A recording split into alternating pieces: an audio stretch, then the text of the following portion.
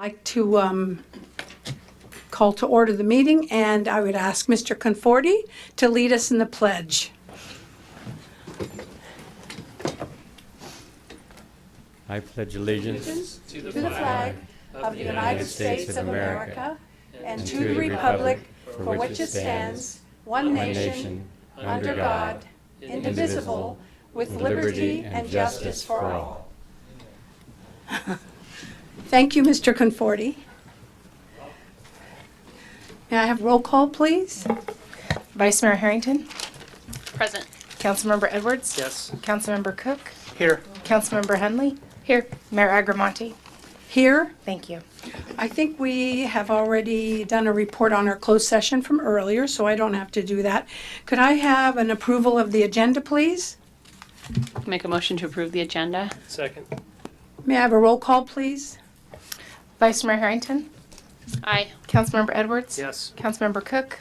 Yeah. Aye. Councilmember Henley. Aye. Mayor Agramonte. Aye. Thank you. The motion carries 5-0. Thank you. So at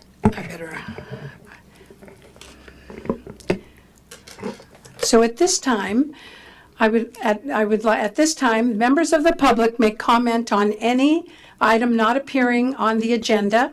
It is recommended that you keep your comments to 3 minutes or less under state law unless otherwise permitted under the Ralph M. Brown Act. The merits of the matters presented under this item cannot be discussed or acted upon by the city council at this time. And I just, when that little line, it's, sometimes we just stare at you and you want us to answer, and that's what that line means. This is your time, not ours, and we don't answer. For items appearing on the agenda, the public will be invited to make comments at the time the item comes up for council consideration. Upon being acknowledged by the mayor, please step to the podium and speak into the microphone. Begin by stating and spelling your name. Mr. Brown? Thank you, Mayor. Ken Brown, BROWN, 1396 Lubeck Street in the beautiful city of Sonoma. I'm married to a jewel, so I understand the jewel connotation. I have an event this Friday at the community meeting room, formerly known as the Grange. It's called Jews, Blues, and Sufi. It's a jazz meets raga event. We've got some great performers. Earl Blue, 92 years old and still going strong. Sukawat Ali Khan, a Pakistani immigrant to America. Steve Shane. This Friday, August 10th, doors open at 7, music and dancing. There will be dancing, begins at 8 o'clock. Tickets are $10 in advance, $15 at the door. You could call me, Ken Brown, 938-8623 to get your tickets. This is an exquisite blend of improvised music of the spiritual East and the freedom of the jazz groove. Be prepared for a new open interpretation of a groovy nirvana. I like that word, nirvana. Be prepared to ohm and be verklempt. That's a good Yiddish word. Beer, wine, coffee, tea, healthy soft drinks, and cookies are available. We're doing this in conjunction with the Grange, and the Grange is 100% ADA compliant. Thank you. Thank you, Mr. Brown. Good evening. I'm Matthew Tipple. That's MATTHEW at 734 First Street West. I would be remiss in not wishing David a very happy and departure. So best of the rest of your life. So I want to be incredibly clear. I am a huge supporter of housing for all people. I have voted for affordable housing. I have built affordable housing. But I want to reiterate how important I think it is to have an item regarding taxes and solutions to taxes on an agenda that is in a time slot that is available to working folks. There's a whole lot of people here tonight that have shown up, I'm sure, for the next agenda item, but I think they would have benefited immensely from the discussions that you had. One of the things I wanted to clarify, that I'm hoping that you can clarify during the next, when you take this process forward, is what effect there will be on existing projects. What I mean is projects that have been deemed complete, that have approved tentative maps, and so I'd like for that to be considered, please. And the timing of the fees was also discussed. And Well, you're really only supposed to talk about things that aren't on the agenda. this is not on the agenda. It was. It was a previous meeting. Technically, he's okay because the first meeting was a special meeting and now we're in the regular meeting. Right. Thank you. Thank you. Thanks so much.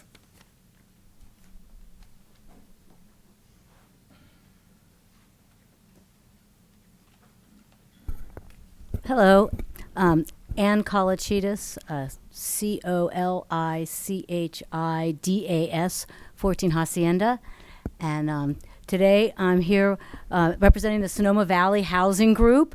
And I know many of you sitting up there we've had the pleasure of hosting you at our Sunday morning meeting.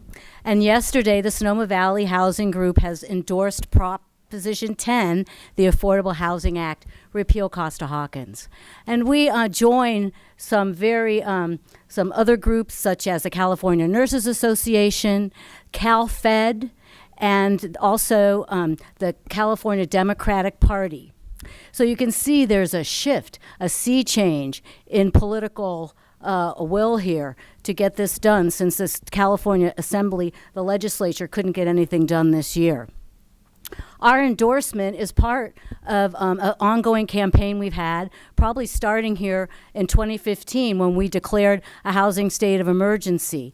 And also then last year, we had a Renters Week of Action in Sonoma and with a rally on the Sonoma Plaza.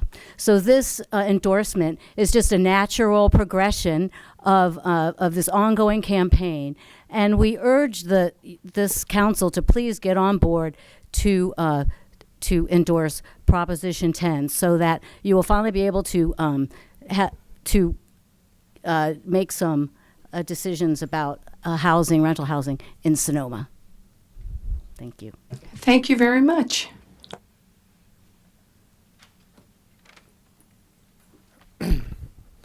Logan Harvey, 578 Esmadera Drive.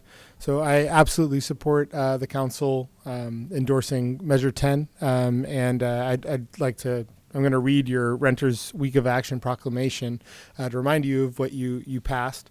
So whereas the city of Sonoma is known for its small town charm, scenic beauty, and agricultural bounty, and whereas the city of Sonoma has long maintained its reputation as a diverse and welcoming place for families, small business owners, and seniors, whereas the city's housing element reflects these same values. Whereas the desirable qualities of Sonoma living are now known worldwide, attracting investment and speculation, which has resulted in soaring rents and dislocation of Sonoma natives and longtime residents alike. And whereas the housing supply has been created by private market, is primarily luxury housing, in part due to the decrease in funds for affordable housing. And whereas the confluence of these trends are duplicated throughout the San Francisco Greater Bay Area, leaving people in despair with no place to go and creating a housing crisis of epic proportion with no end in sight. Whereas renters' contributions to the city and economic life should be recognized, and whereas renters are active participants in the city to craft policies to ensure safe, healthy, and affordable housing, and whereas although it will take many years to build our way out of this housing shortage, the burden cannot be eased by withholding residential requirements for new projects, stronger renters' rights, possibly including fair rent, just cause evictions, and the imposition of additional fees on vacation rentals, vacant or rarely used residential properties. I'd like to point out also, I met a teacher the other day, and she was born and raised in this town, and her apartment. I actually knew another teacher who lived there previously and has since left this community, is now pursuing a different career and was pushed out largely due to rent. The rent maybe 10, 11 years ago was $900 a month, and it was just increased to $19.50 a month. And there are many people in this community that are important members of this community, first responders to this community, teachers in this community, and just general workers who deserve a place to live here, that are one rental rise away from leaving and being forced out of this community. And it's something this council should absolutely take seriously. And I believe that you all care about this a lot. And I'd like to see you take action on this. Thank you. Thank you, Mr. Harvey.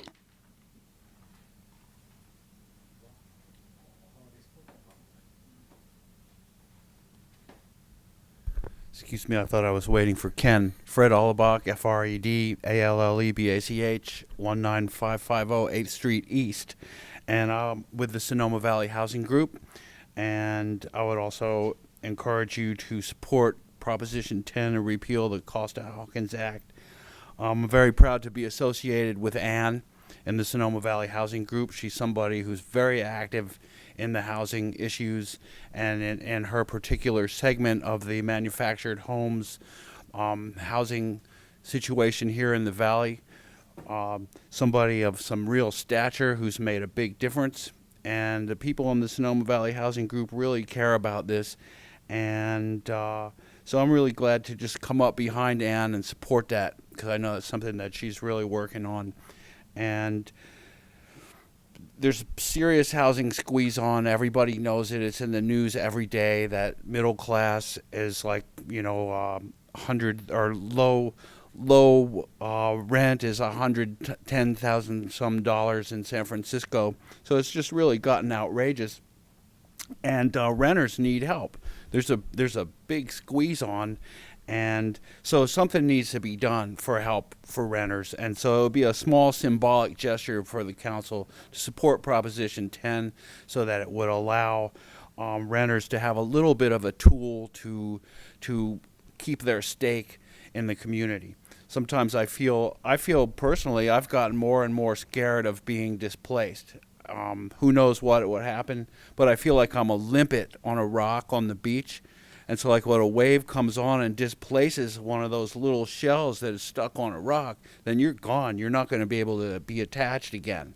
So that's kind of the structural position that renters are up against here. And it's not only in the Bay Area, it's nationwide. And there was recently a map in the New York Times of the 2016 election that showed all the blue areas of the country and the red areas. And so the blue was basically all the big urban areas. And so it kind of struck me that these are areas that people want to live in because of the educational and cultural opportunities, but there's various boundaries and so there's almost kind of an immigration issue there too of, get rid of the people, or people want in, they can't get in.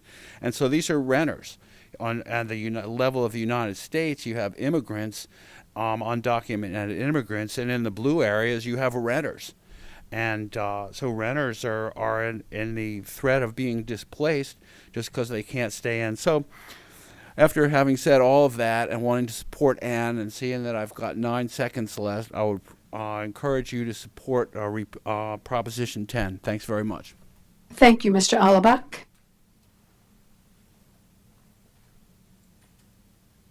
Good evening. John Kyle, 14 Hacienda. I'm with Housing Now. And I'd like to add my voice to the chorus, asking this council to endorse Proposition 10, the Affordable Housing Act, that's coming up in November. For over 20 years after the passage of the Costa-Hawkins Act, we've relied on private industry and the marketplace to meet our housing needs, and they've failed us miserably. I don't think anybody in this room can disagree to that. For the last several years, we've turned to our state government to look at easing this crisis, and so far they've proved to be ineffective as well.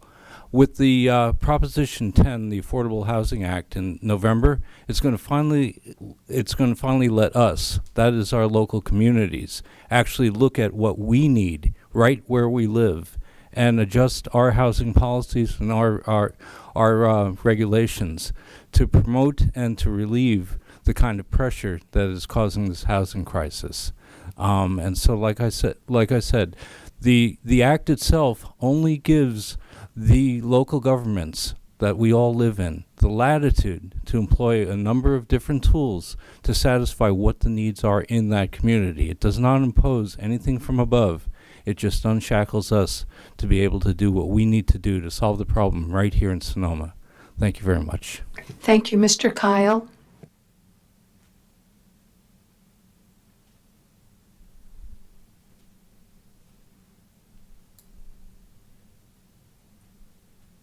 So if I see no one rise to the podium, I think I'll close this public session. Where I wanted to ask this council, do we have any dedications? None? And I'm going to move forward now for a presentation, proclamation honoring Planning Director David Goodison on his retirement.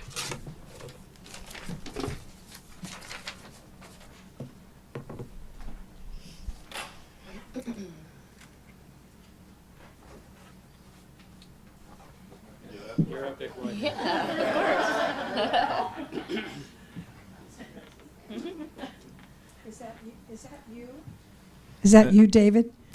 Well, I have to say that until this afternoon, I literally did not know this was on the agenda. So, It's our thrill to surprise you. City of Sonoma proclamation honoring Planning Director David Goodison on his retirement August 6, 2018. Whereas on April 29, 1985, the City of Sonoma was fortunate enough to hire a 24-year-old young man named David Goodison as a part-time intern at the planning department. But David, I need to cut in here because you explained to us that when you first walked into the building, Eleanor Berto thought you were the printer, the copier repairman. So she took you by the arm and led you to the copier. It still doesn't work. Whereas David was hired full-time as an assistant planner in 1988, associate planner in 91, and became the planning director in 2000. And whereas David was a 2002 graduate of the Popular Leadership Sonoma Valley program, which is designed to identify, train, and motivate the finest current and future leaders from all business segments, and to prepare them for community involvement. And whereas he has built strong relationships with many community partners, including the Sonoma Community Center, for whom he served as board member for several years. And whereas David has supported the city's historical preservation and climate action policies and initiatives. And whereas David was instrumental in the completion of many projects, including the general plan updates, the City of Sonoma Traffic Calming and Pedestrian Improvement Program, and numerous residential and commercial projects all over Sonoma. And whereas David's expertise and consistent high work ethic has been recognized on numerous occasions, whether a letter to the Sonoma Index Tribune editor for his make it work attitude, or 1996 Award of Merit for Comprehensive Planning for the Sonoma General Plan. And whereas David has been an integral member of the city's management team, often offering a depth of institutional knowledge, often with a sense of humor and grounded perspective. And whereas he has always stepped forward to assist on special projects with positive energy and initiative. And whereas during the October 2017 fires, David worked endless hours to support the city's emergency efforts. And whereas David will be incredibly missed by all. Therefore, be it proclaimed, I, Mayor Madeline Agramani, on behalf of the City Council and the City of Sonoma, along with the city staff and residents, wish David Goodison the very best in his retirement, and with deep gratitude, thank him for his vital services and his exemplary dedication to the Sonoma community for over 33 years. In witness whereof, I hereunto set my hand and caused the seal of the city of Sonoma to be affixed this 6th day of August 2018. Thank you so much, David.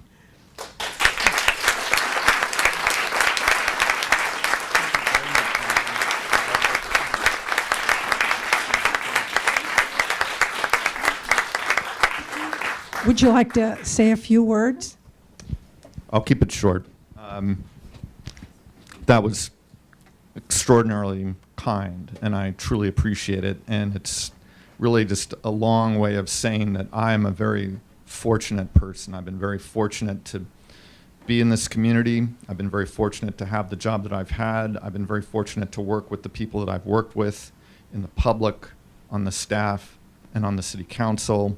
I really couldn't be luckier, and I'm really fortunate that I've found someone in my life to move on to a new realm or a new page in my life. And so I just want to thank you all so much. And in terms of all of the projects that you've mentioned, I'll just say that the best things I've ever done are any affordable housing project and the Montini Preserve.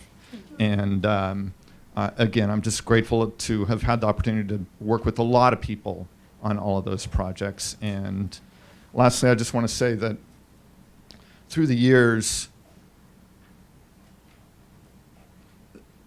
I've just worked with some fantastic people on city staff, and that's as true today, if not more so, than it ever has been. It's a fantastic group of people, and it's just a great pleasure to be part of that team. And similarly with city councils, we have a strong, a forward-looking city council, and I admire and appreciate all of you. So thanks again. Thank you, David.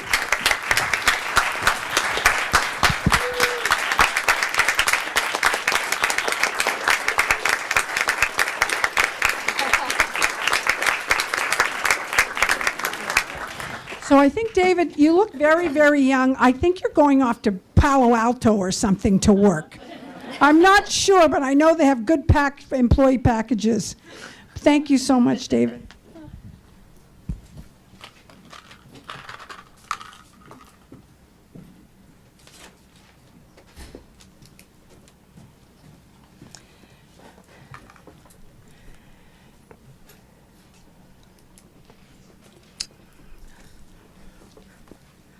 So our city clerk. Just, Mayor Agramonte, before we start the consent calendar, I would like to pull 4.4 of the TOT, just so I can do a brief update to the public and have you vote on that separately. All right, thank you. All items listed on the consent calendar are considered to be routine and will be acted upon by single motion. There will be no separate discussion on these items unless members of the council, staff, or public request specific items to be removed for separate action. At this time, the council may decide to change the order of the agenda with item 4.4 pulled for separate consideration. So I understand, City Manager, it's, what number is it? I'm sorry. 4.4, the city's TOT. Oh, right. Revenue And measure. would anyone else like to pull anything or change the order? If not, could I have a motion? Comment? Yeah. Oops. I see Fred. I'll take it out to the public for comments. Are we commenting on? No, this isn't on 4.4,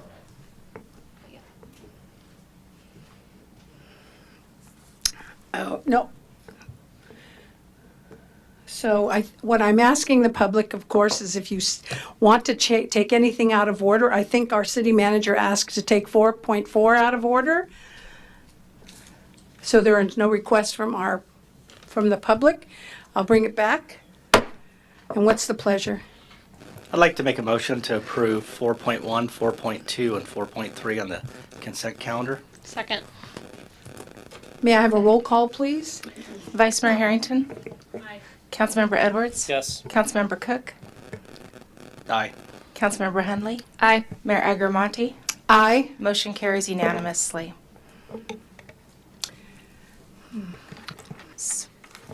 I'm so sorry. I know I can't do this, but if you could remember, Mrs. Capriola, there was a question about, I think Mr. Tipple, but he left, about senior housing.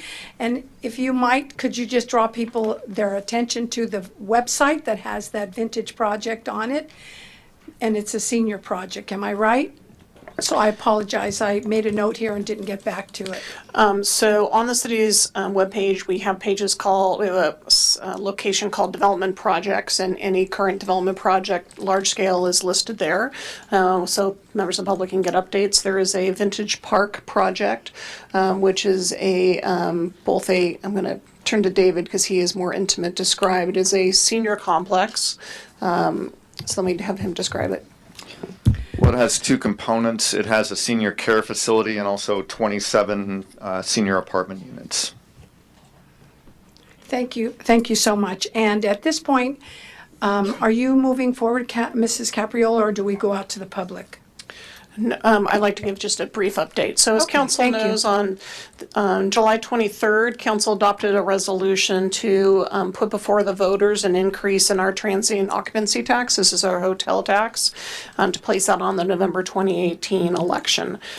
So council discussed it, and the item and the direction from council was to put before the voters to increase the TOT by 2% that would become effective January 1, 2019, and giving council the authority for an additional 1% that could occur basically in the next 5 years.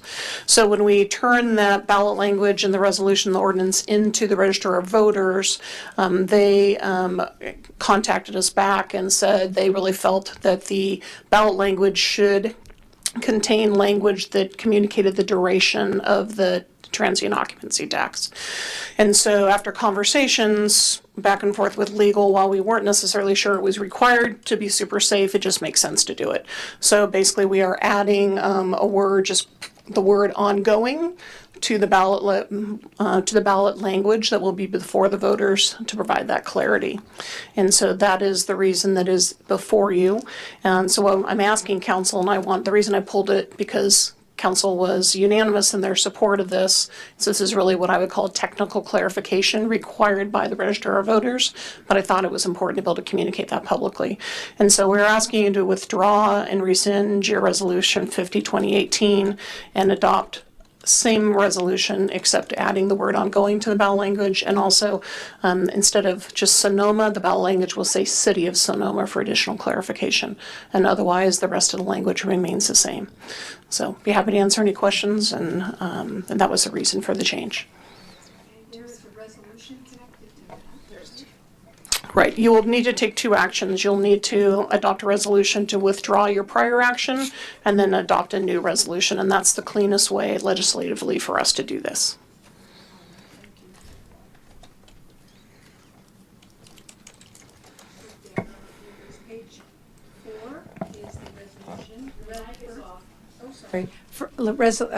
Page 4 is the first resolution that you were speaking of. Correct. So if you go to public comment, unless there's any questions from the council. Would someone like to make a motion? Sorry. Out for public comment. Good evening, Council. Larry Barnett, 637 5th Street East, Sonoma. During your previous special meeting, Councilman Edwards misspoke and commented that the TOT was going to be going to 15%. I want to point out that error. The TOT is going not to 15%. The TOT that you're increasing is going to 12% from 10%, with a possible 1% increase. And in addition to that, there is 2% continuing to go to the TID. That equals 15%, but that does not equal the TOT going to 15%. I point this out because I continue to feel, and I made this point at the previous meeting where you discussed this, that the city is being too timid about its TOT increase. I believe you should increase the TOT not by 2% and 1% in the future at some point in the next 5 years, but you should increase it to 14% from 10% right now. The TOT as it stands at 10% has not changed in decades.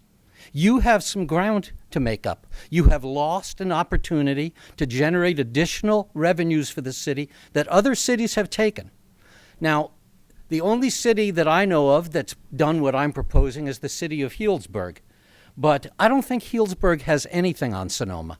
I think if Healdsburg can absorb a TOT, a true TOT, not TOT plus TID, but a TOT of 14%, so can the city of Sonoma. And tonight you have the chance to change the language in this resolution to a higher number. We're talking about significant money here. 2% on TOT brings in another $750,000 a year. Immediately, we're talking about, instead of the city realizing $750,000 in the fiscal year, I suppose would be 2019, you could have $1.5 million.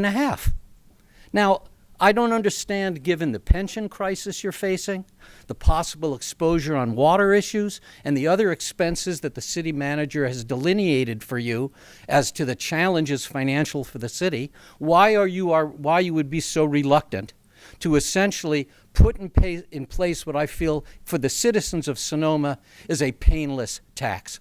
This is a tax that's paid by visitors to Sonoma. Keep in mind, the actual amount of an increase on a room is tiny. It's incidental. It's $5, maybe $10. You can't think of it just in terms of percentages. The actual impact on the bill of the person who stays here is going to vary, but it's a very small amount. And having been in the hotel business for 13 years, it was never an issue for me. So I would remind you that this is an opportunity to change your plans, move it up to a full 14%. Thank you very much. Thank you, Mr. Barnett. Not seeing anyone. Anyone else would like to speak on this issue? Seeing none, I'm closing public comments, and I'm bringing it back to the City Council if you have any questions or... Everything's fine. Is somebody late to the... Well, you know what? You can come up and speak if that's what you wish. I think it's kind of a fast place. I'm sorry. I'm sorry. I know there's going to be So a I'm long going to meeting. open the public session. Good. I know it's going to be a long meeting tonight, so I'll be quick. Logan Harvey, 578 Esmadera Drive. I'd like to echo Larry's comments and also point out that there was a discussion earlier tonight about creating incentives for people to develop here and to develop affordable housing projects, and the possibility of creating an affordable housing trust fund or a fund. And TOT is a perfect target for that. If we could capture 2% of TOT, you're talking about $750,000 that could be used for an affordable housing trust. That's real money, and that's money that you could give to a developer to develop a project, to make a project pencil, to allow for a project that would be 60% affordable rather than 20% affordable, which is what we're looking at with the project tonight, and with other projects that's the only requirement that we have is 20% inclusionary. So raising TOT, again, gives the city options to incentive positive development that would actually benefit the workforce in Sonoma. And I think it's something that's definitely worth considering. If you go 2 or 3, that's good too, but 4 I think is solid as well. Thank you. Thank you, Mr. Harvey. Is there anyone else who would like to step forward? Seeing none, I'm going to close the public session, and what's the pleasure of this council? I make a motion to adopt a resolution rescinding withdrawing resolution 50-2018. Can we do them both at once? Okay. I'll second that. Roll call, please. Vice Mayor Harrington? Aye. Councilmember Edwards? Yes. Councilmember Cook? Aye. Councilmember Hunley? Aye. Mayor Agramonte? Aye. Thank you. The motion carries unanimously. So the next order of business, with respect to, if you would like to explain that for us again, City. So the next resolution is to adopt the resolution proposing the transient occupancy tax increase. I'd like to make a motion to approve a resolution of the City Council of the City of Sonoma proposing an increase in the transient occupancy tax. Do I have to read the whole thing? I will. I think you can say as proposed and written in the staff report. As proposed in the staff report. Second. Roll call, please. Vice Mayor Harrington? Aye. Councilmember Edwards? Yes. Councilmember Cook? Aye. Councilmember Hunley? Aye. Mayor Agramonte? Aye. Thank you. The motion carries unanimously. Thank you, Council. If that being said, Madam Mayor, if you're ready for the next item. Thank you. Item 6.1, discussion, direction, and possible action on the request from Sonoma Valley Art Museum for city support for special October Fire Love installation on Plaza Horseshoe Lawn.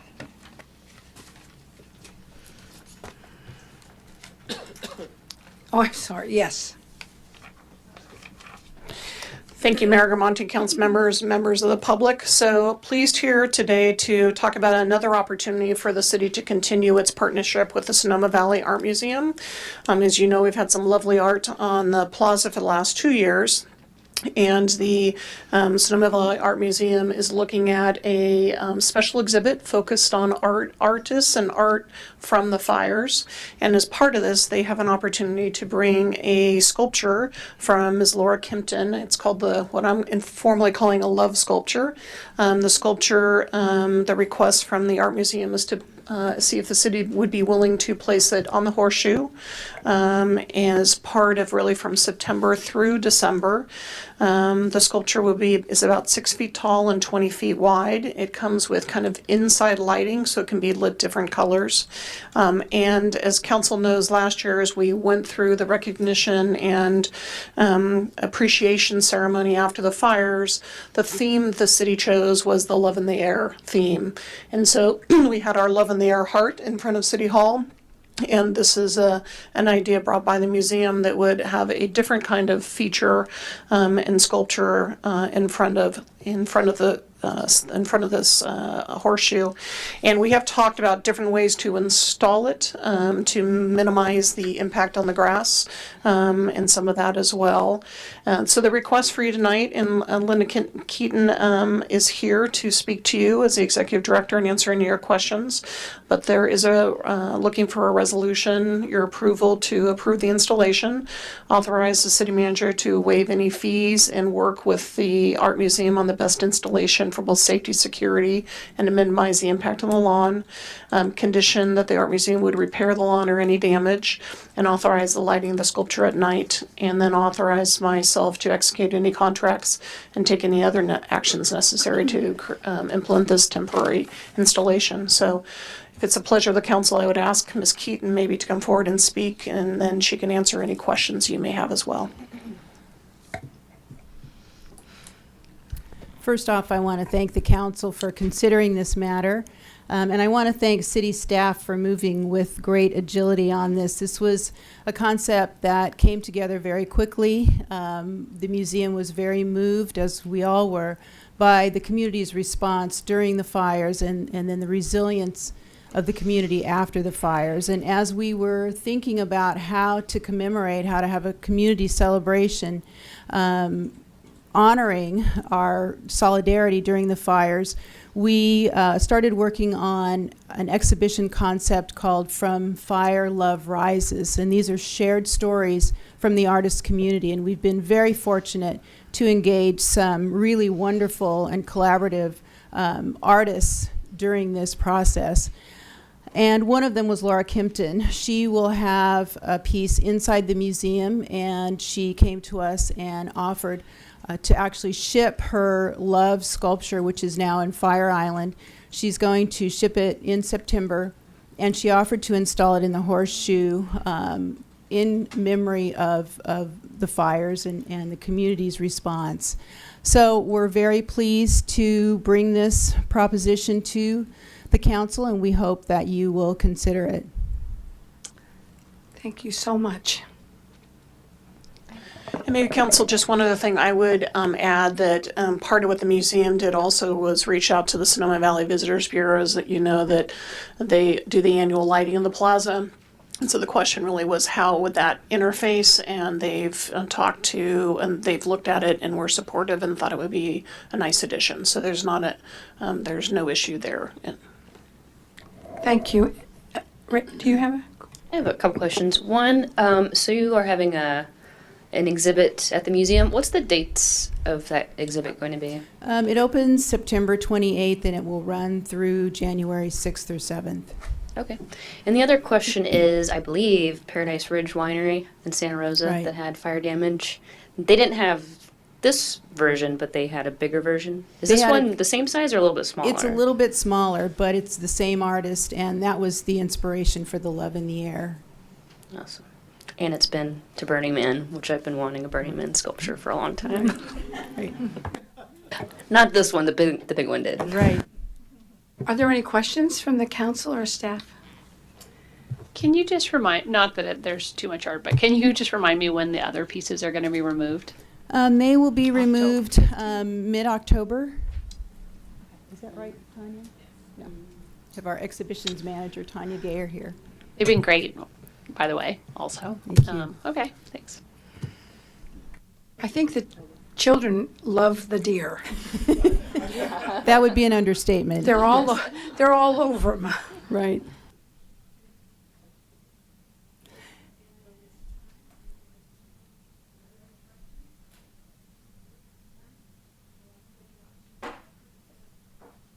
For you to make any comments regarding this? Seeing no one rise and approach the podium, I will close that public session. Oh my God. You think I'm old, I'm not. I'm going to open this session again. I believe there are several of us here tonight. Okay, great. Ken Stokes, 480 and 488 Brazil Street. I'm a longtime member of the museum. I joined the board earlier this year. I'm just here to speak in support of two things. One is to thank you for your strong working relationship with the museum and your appreciation of the current exhibit in the park. And two, to add my voice to what I believe will be a chorus of voices for your approval of the item under consideration. Thank you. Mr. Stokes, I'm sorry. Stokes. Thank you.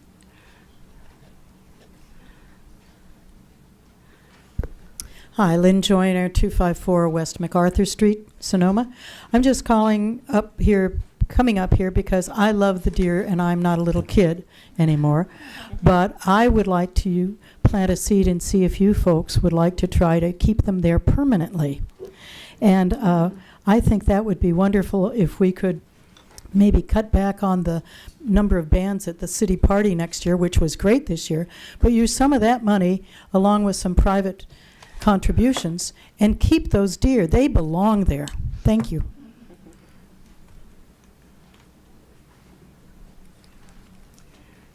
Suzanne Brangham, 473 2nd Street East. I'm here in total support and feel that this is yet another phenomenal contribution to the city with regard to public art. Everyone that has come forward has been so successful and loved by adults and children. This sculpture, LOVE, not only commemorates a year in October of the fires that we had and the love that was generated at that time. Secondly, it runs through the holiday season and the love shining on the plaza once again. Hopefully, and I'm sure people will recognize the need for gifting at that point for all of those who've suffered. And thirdly, I love the fact it's in front of City Hall because residing in City Hall for 33 years was David Goodison, and that love sculpture will remind us that we loved having him there for all of those years. Yay. Veronica Naples, 18092 Gregor Street. I would like to thank the City of Sonoma for their support of the arts through these public displays of sculpture and art, and also for the council for the same support, and the Sonoma Valley Museum of Art. I think this is going to be spectacular, and it just makes me so happy to see everyone interacting in the plaza with all of the art. So thank you. Thank you so much. Is there anyone else who would like to share their thoughts? If not, I'm going to close this public comment section. And going back to the council for discussion. So I love the idea, and I would love to see even a wooden love sign at Depot Park as well. So just for fun. So I'm going to be fully supporting this. I think there are 3 things, is that right? Or they can be taken all at once? They're all within the resolution. So if you approve the resolution, then All the right. items I listed are that's included in the page 6. resolution. I have a question. When do the holiday lights get installed, and when do we have a date for the lighting of the plaza? I apologize, I don't have that date. I can look it up probably, but generally it's kind of the third week in November, and that goes through the first few days, maybe the first week in January. And then related to Gary's suggestion, I do know that she makes little loves, so I don't know if she has one laying around for Depot Park, if we didn't want Depot Park to be left out. I definitely support this. The end date, a part of me thinks that having a few weeks of holiday lights without something in front of City Hall, I think people would appreciate. One thing I don't want to do is for having so many things on the plaza, then people stop being supportive of having it. But so that I'm open to. The people I've talked to, nobody seems to mind, and I think it will look really beautiful with the lights. And maybe 1 year with something in front of the lights would be a nice change. Oh, I just wanted to, in addition to all the things that have been said, compliment the city.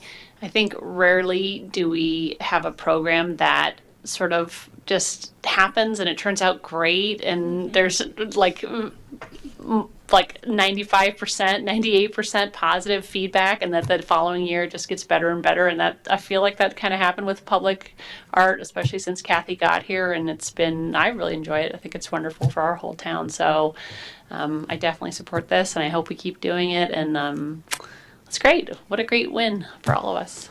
Yeah, I just thank you, but it's definitely a team effort. There's the Cultural and Fine Arts, there's council's leadership of being willing to take a bit of a risk. We hadn't done this as a community. The Art Museum, Lisa Jansen, Rebecca, so it's a team effort, and it's great to be able to bring something and have that change over and create some fun interaction on our plaza.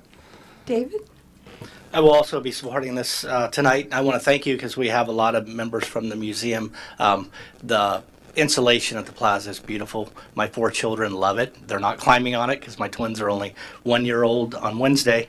But I just wanted to thank you before I made this resolution. I would like to make a resolution of the City Council of the City of Sonoma approving the installation of a love sculpture in partnership with the Sonoma Valley Museum of Art to commemorate the anniversary of the October 2017 fires in the plaza.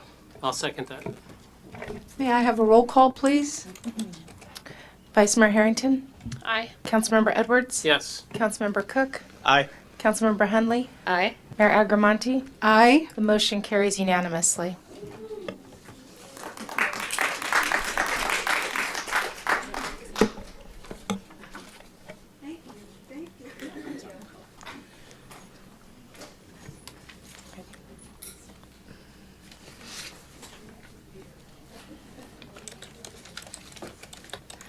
So our city clerk? Moving into item 6.2, review, discussion, and possible action to uphold or deny an appeal of the Planning Commission's approval and possibly approve 1, a mitigated negative declaration, 2, a tentative map and use permit for the Gateway Mixed Use Development at 870 Broadway. And just briefly, Mayor Agramonte and council members, before Mr. Goodison starts, I do think there are some materials that came in today that council literally got, you may not have had a chance to read. I guess my recommendation, is two ways. It's a pleasure of council, but it does make sense to probably take a 5 or a 10-minute break. Make sure that before you start asking questions, deliberation. So if you want to take that break now and give yourselves a few minutes to read some of the things that literally came in today, or if you'd like Mr. Goodison to do his presentation first and then take a break. But I want to make sure that the council has time to make sure that you've read some of the last correspondence. So I look for the pleasure of the council. 10 minutes? Okay, we'll do that now. Thank you. So we'll take a 10-minute break and do you want to break, council? So members of the public, just curious. Okay, so 10-minute break.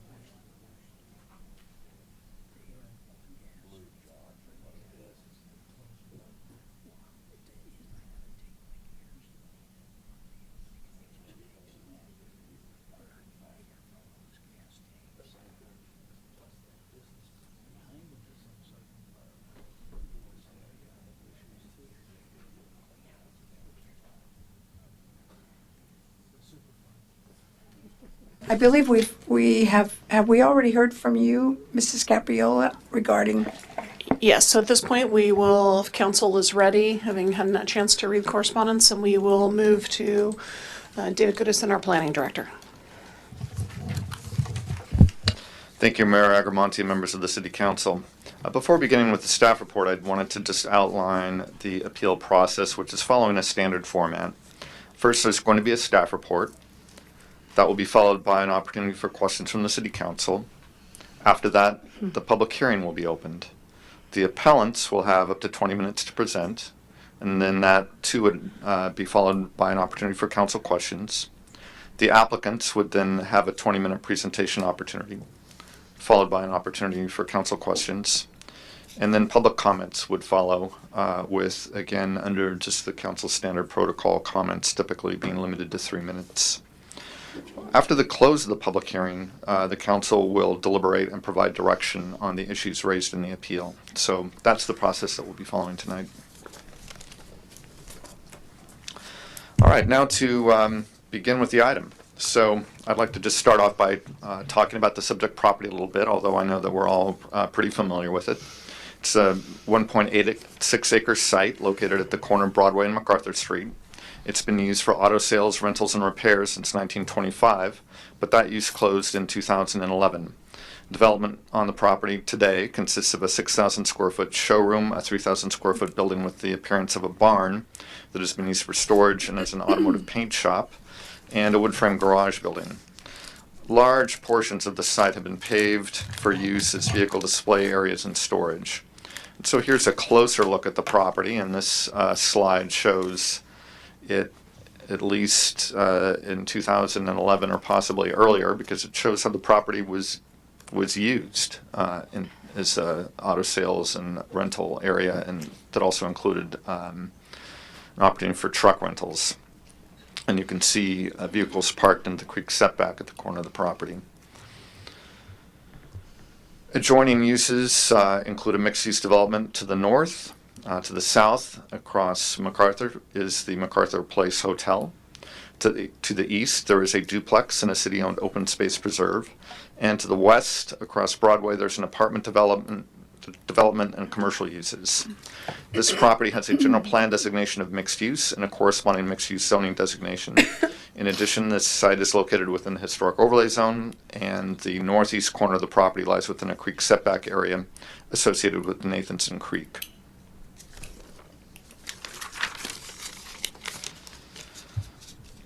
The project review timeline is on the screen right now, but before I get into that, I would just like to note that prior to the submittal of this application, the Planning Commission held a series of study sessions over the course of 2014 and 2016, in which a variety of development concepts proposed for the site were reviewed.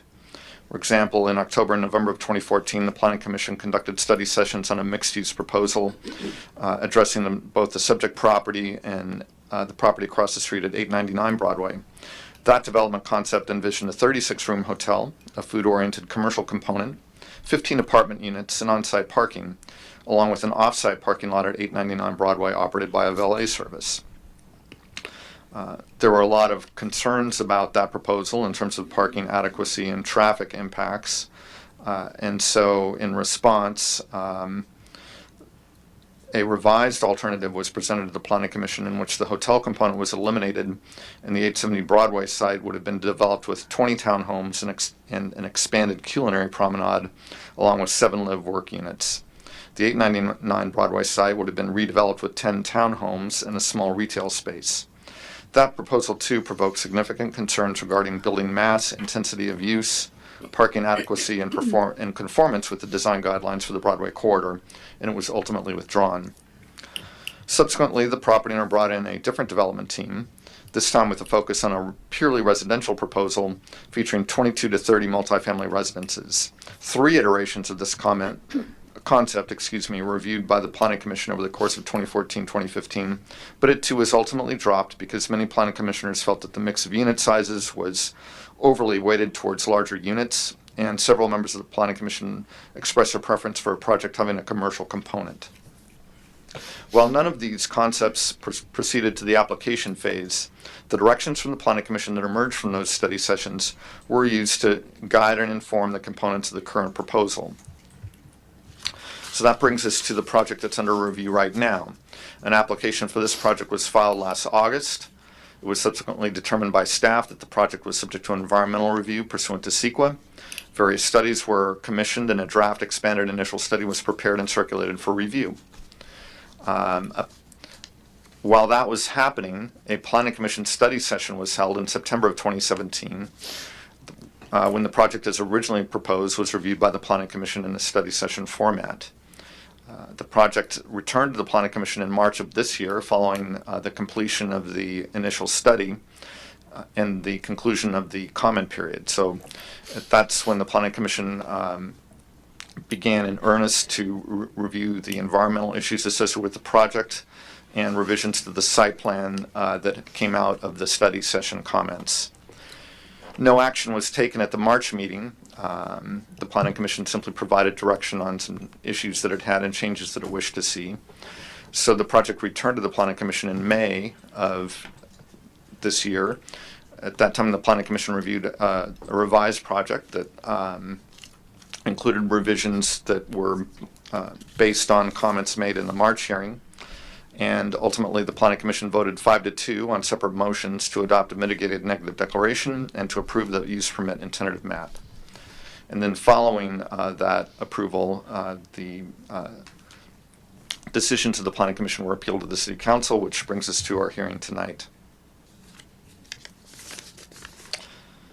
This slide shows the original proposal, which called for the redevelopment of the site with a mixed-use development featuring 39 multifamily residences. This project would have required a density bonus and a 4,100 square foot commercial space. The mixed-use building is placed at the southeast corner of the site aligned with Broadway.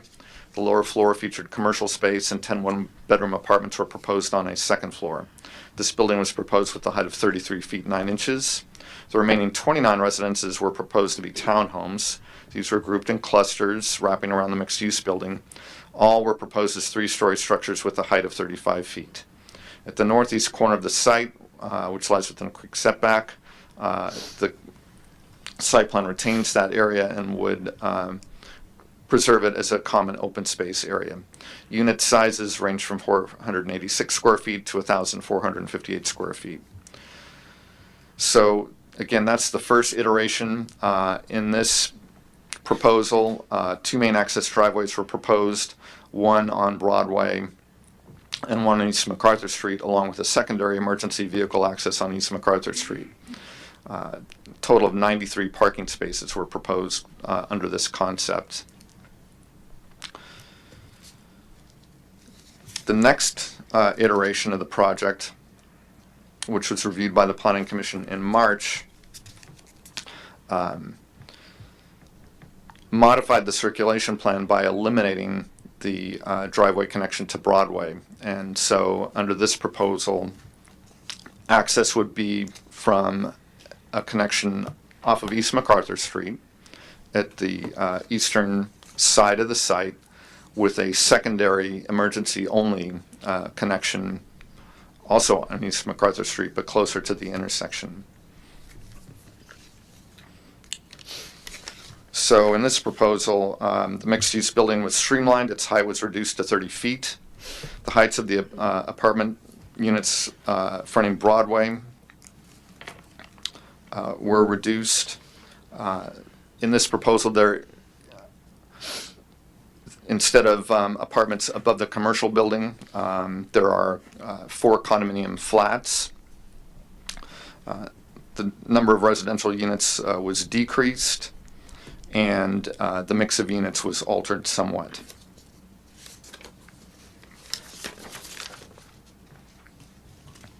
Overall, the revised site plan improved the project in terms of how it addressed Broadway and East MacArthur Street. In addition, vehicle circulation was simplified, and the pedestrian circulation and amenities were strengthened.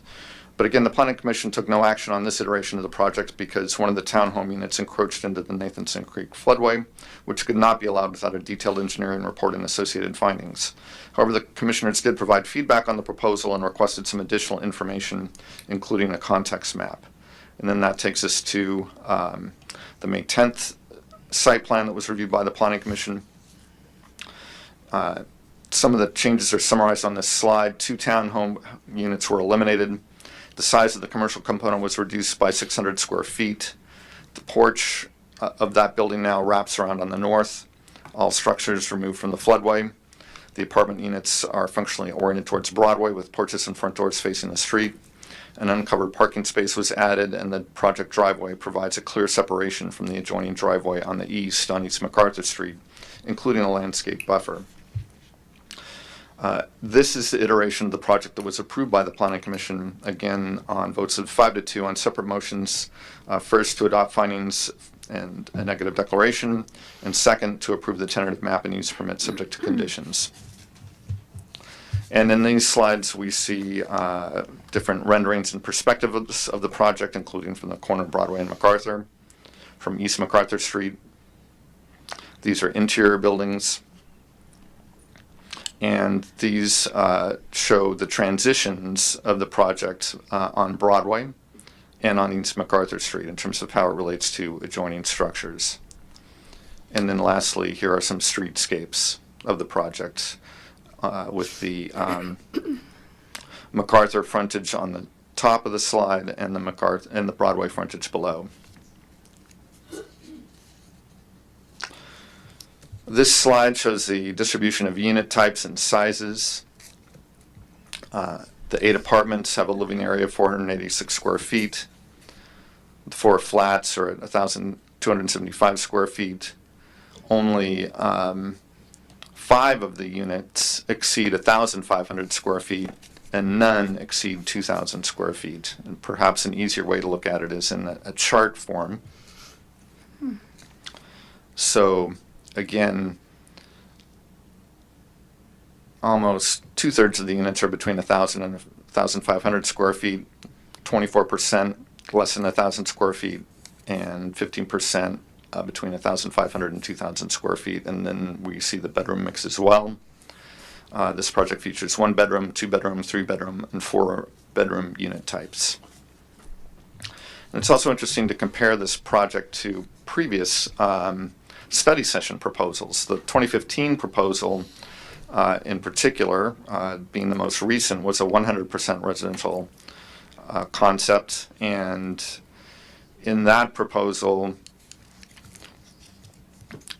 there were a number of variations, but all of those variations included units of greater than 2,000 square feet in area, and all of them also included variations of 2,500 square feet in area. One of the key directions of the Planning Commission was to reduce unit sizes in this project, and they succeeded.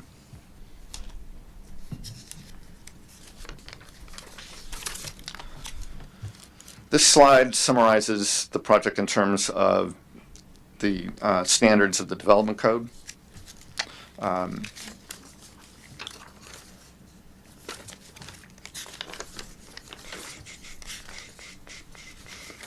The property again is in the has a zoning designation of mixed use and is set forth in that in the development code. That designation is intended to provide for higher density housing types such as apartments and condominiums, both separately and in conjunction with commercial and office development, in order to increase housing opportunities, reduce dependence on the automobile, and provide a pedestrian presence in commercial areas. Absent a density bonus, the maximum residential density is 20 units per acre, which equates to 37 units based on the size of the property. In this project, we have a mix of apartments, flats, townhomes, and 3 detached structures, along with the 3,500 square foot commercial component, all of which uses are allowed subject to use permit review. And so to summarize the standards, the building setbacks are met in this project. Floor area ratio is met in this project. Site coverage, the most stringent definition of site coverage in the development code, is met in this project. Open space is exceeded. Maximum roof height allowance in the development code is 30 to 36 feet. in the project is approved at the Planning Commission, the roof ridge heights are 25 to 35 feet. Parking, the total number of parking stalls required for this mix of uses is 74, and that's met in this project along with 2 apron spaces. Parking is an appeal issue, as is maximum roof height, so we'll get into that in more detail later on in the presentation, along with the discussion of just the uses and how they relate to the development code and the general plan.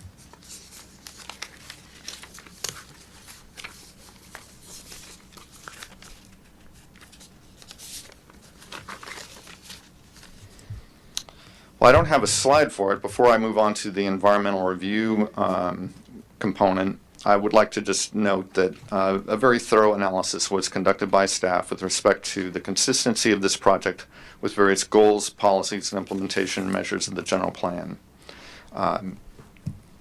This project complies, and I think that that is pretty well laid out in the staff report, but just to highlight some of the key policies: encourage a variety of unit types in residential projects, promote higher density infill development while ensuring that building mass, scale, and form are compatible with neighbor and town character, encourage diversity in the type, size, price, and tenure of residential development in Sonoma while maintaining quality of life, support flexibility and variety in site planning, housing design, ownership, and living arrangements,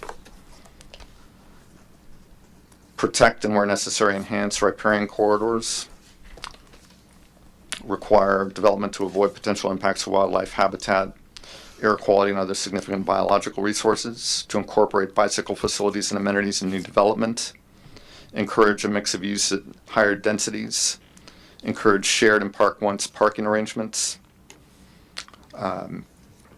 require developments to be designed and constructed in a manner that reduces the potential for injury caused by flooding and other types of natural hazards, and achieve compliance with the city's noise standards.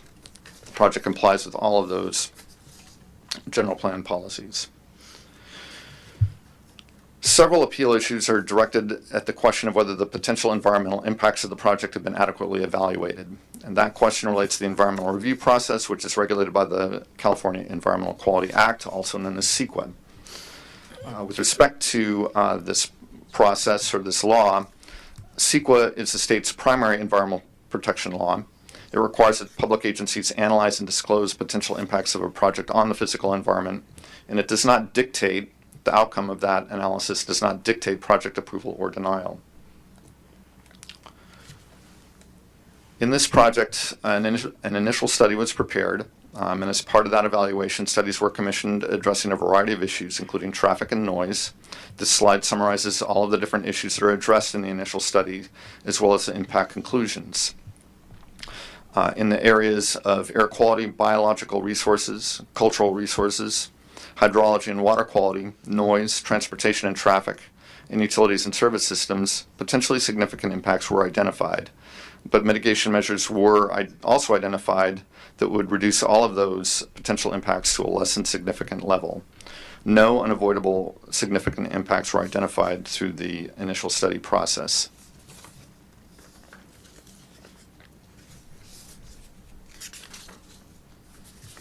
Appeal issues. So these are grouped somewhat differently in this presentation than in the staff report. I've tried to organize them kind of around some common themes in order to basically speed up my staff report. So some of the key appeal issues have to do with aesthetics, especially having to do with view impacts under CEQA, and also a potential impact on what's known as the Broadway Street Historic District.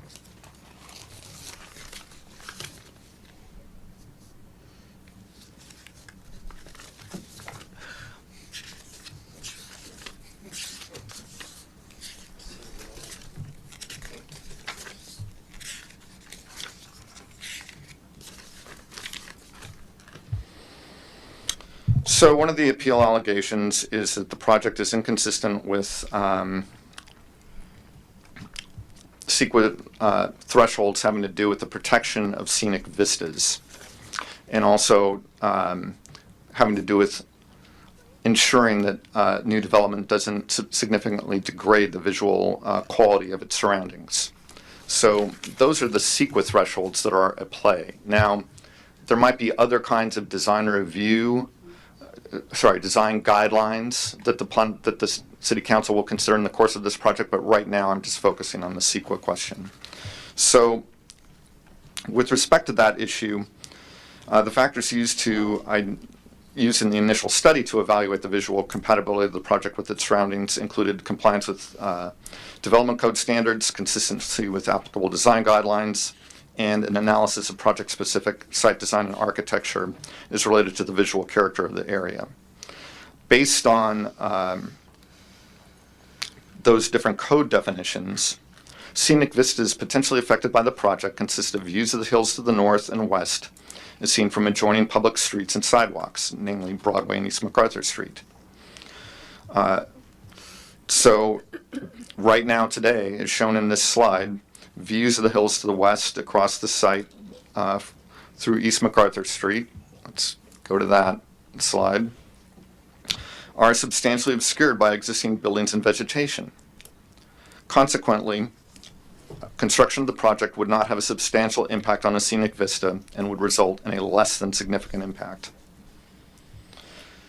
In terms of visual character, again, we look at development code consistency, consistency with applicable design guidelines, project-specific site planning and design. And so just to start with development code standards, as we just reviewed, the project fully complies with development code requirements regulating scale, massing, and height. With regard to guidelines, as set forth in the staff report, we compiled a table listing the city's guidelines for infill development in the historic zone. And that's discussed in the findings section of the staff report that concludes that the project substantially complies with the design guidelines to development in the Broadway corridor. And some of the specific analysis that we address has to do with the development plan. It calls for, and it's quite clear in this slide, a two-story mixed-use building located at the southwest corner of the site. This is intended to serve as the visual anchor of the project. Along the Broadway frontage moving north, this building is followed by a common open space and two two-story fourplexes. This development pattern places the highest concentration of uses at the street corner while creating a transition to lower intensity development to the north. The mixed-use building features a 16-foot setback along Broadway. The fourplexes are set back 18 feet. Pedestrian paths provide access throughout the site. Parking is placed behind buildings and screened from view. Along East MacArthur Street, which is another key factor in the evaluation of visual compatibility, this element of the project serves as a transition to the residential neighborhood to the east. At the southwest corner of the site, the mixed-use building presents its narrow face to East MacArthur Street, limiting its mass on that frontage. 3 detached residences, each with a height of approximately 25 feet, are placed on the frontage further to the east, creating a transition to lower density single-family development pattern characteristic of neighborhoods to the east of the project site. Each of these residences presents its narrow face to the street and features porches, entry walks, and low landscaping designed to engage the street. Setbacks between the buildings are a minimum of 16 feet, and the setback from East MacArthur Street is 16 feet. It was the conclusion of staff that this site plan creates an appropriate transition to the residential neighborhood to the east. As was requested, streetscapes have been prepared, and in staff's view, they support the analysis and conclusions of the initial study with respect to project aesthetics.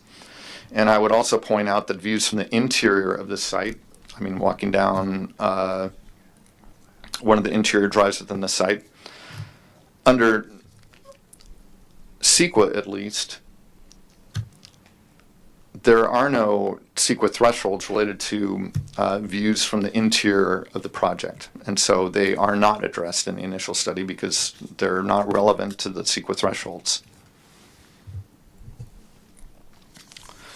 Moving on to the Broadway Street Historic District, that was established through a review initiated by Caltrans, I believe, in 2002. This district encompasses an area on Broadway, south of Patton Street and north of MacArthur Street. The area is shown on the map on the slide. The period of significance for this district is from 1880 to 1930. The proposed project is not located within the boundaries of the district, and staff would note that even though the car dealership building on the project site was constructed in 1925, which is within the period of significance for the district, the decision was made to exclude the subject property from its boundaries, as well as the adjoining Tillum mixed-use project. In addition, it's evident that the project would result in an improved visual transition to the district by removing the 6,000 square foot dealership building, which has a 0 setback on Broadway, and deteriorated unscreened paved parking areas, replacing them with a development that provides 3 buildings along the frontage, transitioning from smaller to larger, with setbacks ranging from 16 to 18 feet, along with associated landscaping, as it's shown on the streetscape. So, again, this is a CEQA issue. Now, staff has never and would never suggest that this project, or really any project, be approved on this site because it's better than what's there now. That bar is way too low, because what is on the site now is it's a visual blight. And, you know, that's not the standard that we use for project approval. But in terms of evaluating project impacts under CEQA, the current appearance of the site is very relevant because it represents the baseline condition. And in terms of these CEQA thresholds with respect to aesthetic impacts, the project is an improvement on the baseline condition in terms of the areas that CEQA addresses with respect to visual impacts.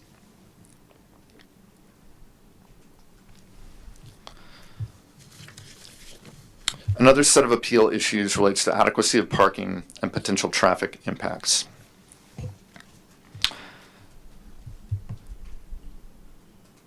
Well, we've seen just through the different materials that have been presented on this appeal that there are apparently a number of ways to calculate parking for the project. I'm just going to focus on 2 of them. The first has to do with the parking requirements that are set forth in the development code. So, for multifamily residential development, the parking ratio is 1.5 spaces per unit plus 25% guest parking. That implies that there's some unallocated parking for guests. The parking requirement for commercial is 1 parking space for 300 square feet of building area. So we have 33 multifamily residential units.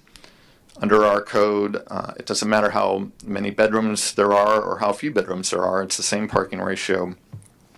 And for the commercial component, there is 3,500 square feet of commercial area.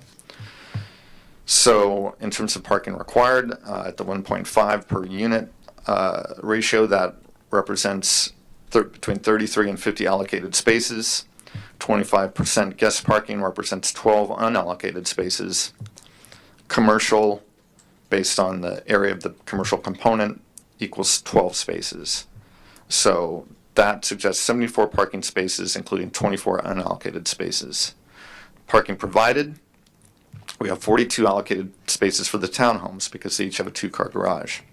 There are 12 allocated spaces for apartments and flats, 8 unallocated spaces that are in the form of just parking spaces that are located in various places on the property, including adjacent to the commercial building, and 2 apron spaces associated with one of the detached units. So those are spaces that one could park in, but they are in front of the garage for that particular unit. So that results in a total of 76 spaces, including 22 unallocated spaces and the 2 apron spaces. Another way to look at the parking requirements for this project is through state law. This project is not seeking a density bonus, but because of the inclusionary units that it is providing, it qualifies for one. As such, it also qualifies for consideration of a state parking standard. The state standard is based on number of bedrooms. So 0 to 1 bedroom, 1 on-site parking space. 2 to 3 bedrooms, 2 parking spaces. 4 and more, 2.5 parking spaces. State law doesn't address the commercial component, so that is simply the city's requirement. So under the state parking ratios, the requirement for the project would be 65 spaces for the residential component. Under the state code, it doesn't matter if those spaces are tandem, I would just add. So adding the 12 spaces that are required to the commercial requirement of the city, that results in a total requirement of 77 spaces. Parking provided under the approved site plan is 76, and the applicants in their submittal response to the appeal have shown that they can provide another 2 parking spaces, totaling 78.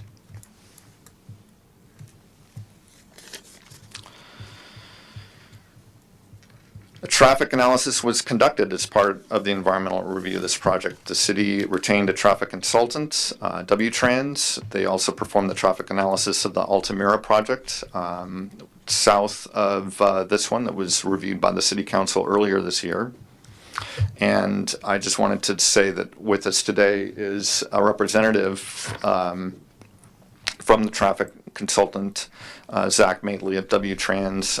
He's just in the seating area, and he's available to answer any questions. But I just wanted to say very briefly that through the traffic analysis, we believe that the project would generate approximately 19 trips during the AM peak hour and 35 trips during the PM peak hour. Under current conditions, the level of service conditions at Broadway and MacArthur Street intersection would not change as a result of the traffic generated by the project. While under traffic conditions projected for the year 2040, the peak AM period would remain at LOSC, but the peak PM period would decline from LOSB to LOSC. The city and Caltrans both use level of service D as the lowest level of operation that is normally considered to be acceptable. And so based on these city standards, the traffic analysis concluded that the project would not have a significant impact on traffic conditions. The traffic analysis also looked at pedestrian safety issues. It looked at transit availability. It looked at safety concerns. It looked at a variety of issues, but I just wanted to focus on traffic as that was an issue raised in the appeal. I would also note that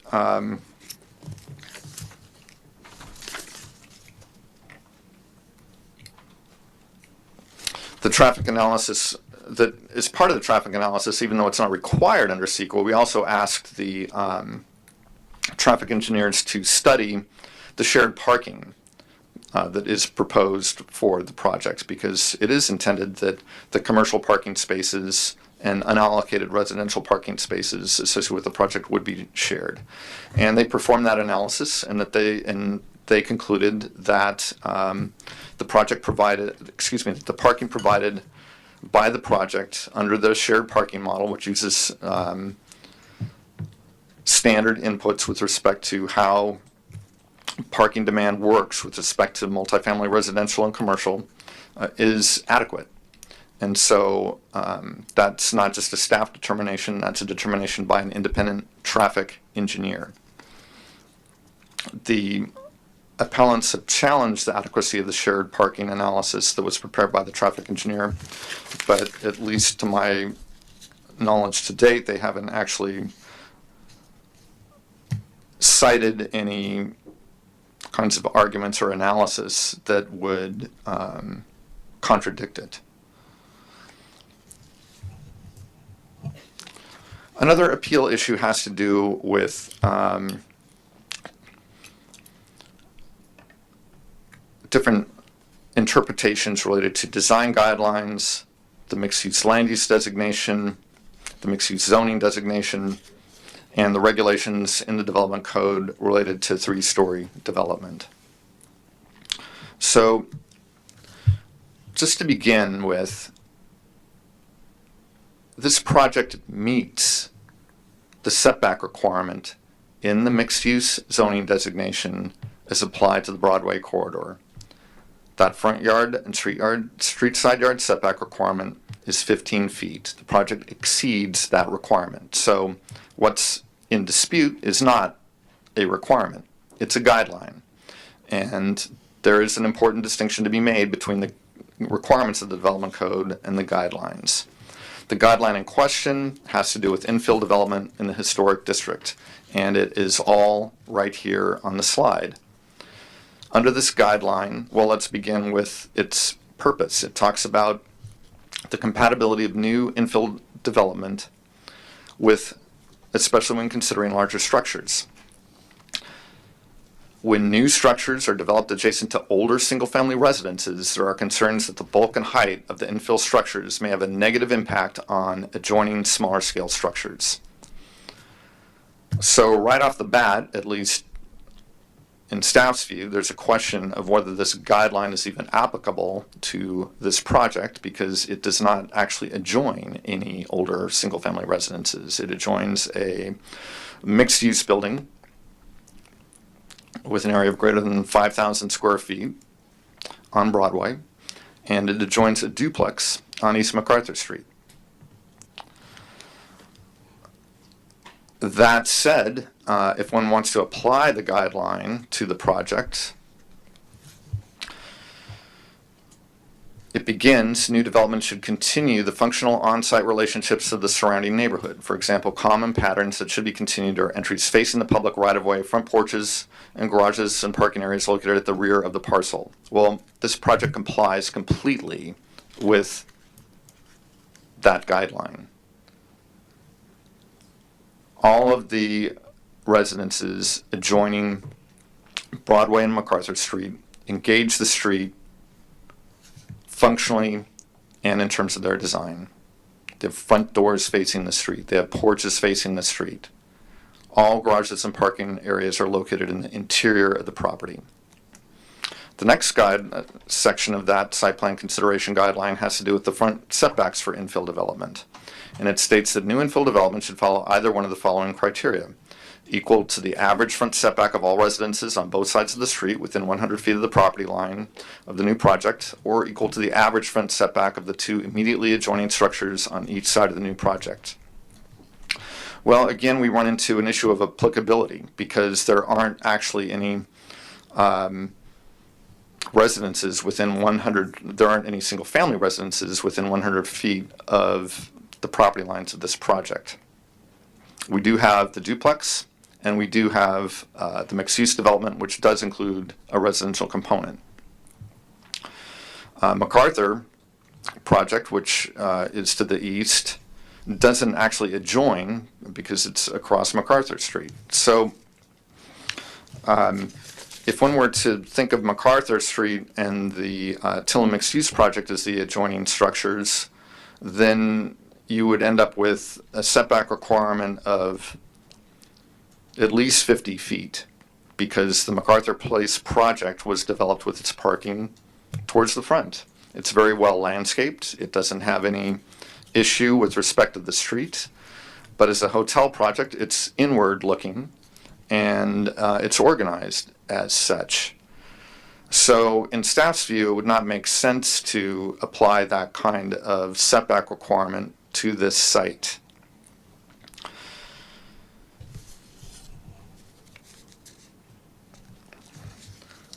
Guidelines in the development code, as stated in the staff report, are suggestive.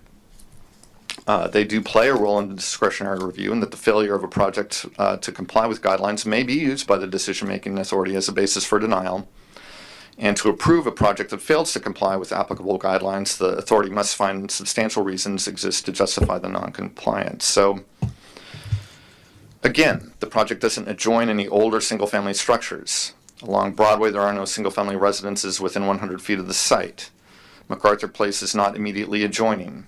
Setback averaging could result in a setback of 60 feet or more. And because the Broadway corridor design guidelines encourage buildings to engage with the street and discourage placing parking in the front, it would be inconsistent to apply a setback that arises from a site plan approval, and I'm referring here to MacArthur Place, that does not comply with the Broadway corridor design guidelines. Another issue raised in the appeal is the question of whether townhomes can be approved at all in this project. So that's an issue of general plan consistency and development code consistency. So here we are beginning with the general plan and the definition of the mixed-use land use designation. So again, accommodate uses that provide a transition between commercial and residential districts, provide neighborhood commercial services to adjacent residential areas, provide additional opportunities for affordable housing. This project provides a transition between commercial uses on Broadway and the low-density residential neighborhoods to the east. It includes an affordable housing component of 8 units. Although the project would not retain any element of the former auto sales and repair uses, those are not considered to contribute to the character or function of the neighborhood. The project is primarily residential, but it also includes a commercial component that's intended to provide opportunities for uses that would serve residents of the project and nearby residential neighbors. It's within the density allowance of the mixed-use land use designation. Let's look at the zoning definition. Allow, again, for higher density housing types such as apartments and condominiums, both separately and in conjunction with commercial and office development. So here we have a reference to specific uses, apartments and condominiums. Those are listed as examples of high density housing types, but the definition language does not limit the development to those 2 types. Here we have the allowances in the development code for the specific uses that are allowed in the mixed use zone. Uses allowed: multifamily dwellings of 5 or more units, single family dwellings, in case that there is concern that these detached townhomes actually constitute single family structures. If you want to consider them that way, they can still be allowed, subject to use permit review. So what's a multifamily dwelling? Triplexes, fourplexes, townhouse development, 3 or more attached single-family dwellings where no unit is located above another unit, and senior citizen multifamily housing. So this definition makes specific reference to townhomes, and it seems clear to staff anyway that townhomes are allowed, subject to use permit review, in the mixed-use zone. The appellants talk a lot about the history of the development code and of the 2020 general plan. So let's go back in time a little bit. This project was approved before the adoption of the development code in 2002. This is a site within the Broadway corridor. It's a planned unit development. It includes a range of unit sizes, the smallest at 1,200 square feet, the largest at 1,536 square feet. These are townhomes in a planned unit development with a range of unit sizes that are very consistent with the unit sizes in the proposed project. All right, well, that's prior to the adoption of the development code. So what? Here is the second phase of that project that was approved in I believe December of 2003. The development code was adopted in February of 2003. So the same planning commission that approved the development code approved this project. All of these are 3-bedroom units, townhome style. 2 of the units are detached. Again, the unit sizes are comparable to those of the townhomes in the Gateway project, although obviously neither of these projects included an apartment component or flats. Okay, well, what if the mixed-use definition in the 1995 general plan, which was still in effect in 2003, was a lot different than the mixed-use definition in the 2020 general plan?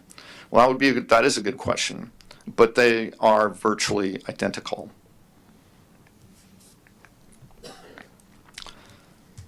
So just based on the development code as written, and based on the history of approvals of the development code in the Broadway corridor, it seems very clear that the unit types that are proposed in this project have been allowed and are allowed, subject to use permit review. Moving on to the issue of height, the appellants assert that only projects that have a layer of residential units above 2 floors of commercial qualify for a 36-foot height limit. And there are structures in this project that exceed 30 feet, as approved by the Planning Commission. All of them are in the interior of the site, but nonetheless they do exceed 30 feet. Well, here's the development code section in question. A maximum height of 36 feet may be allowed in order to accommodate third-floor multifamily residential development. The allowance of this additional height shall be subject to use permit review in compliance with the applicable section of the development code. So there's no reference to a required commercial layer in this language. But to the extent that it's subject to interpretation, I think that it's useful to look at the general plan. This table is from the 2017-2023 housing element. It's a table that summarizes development standards in terms of how they apply to residential development. And in part, it's intended to demonstrate to HCD that the city can actually meet its regional housing allocation. In the mixed-use zone, we see up to 20 units per acre. We see variable setback requirements, lot coverage of up 70 to 100%, and FAR of 0.6 to 1.2, and we see a maximum height of 36 feet, 3 stories.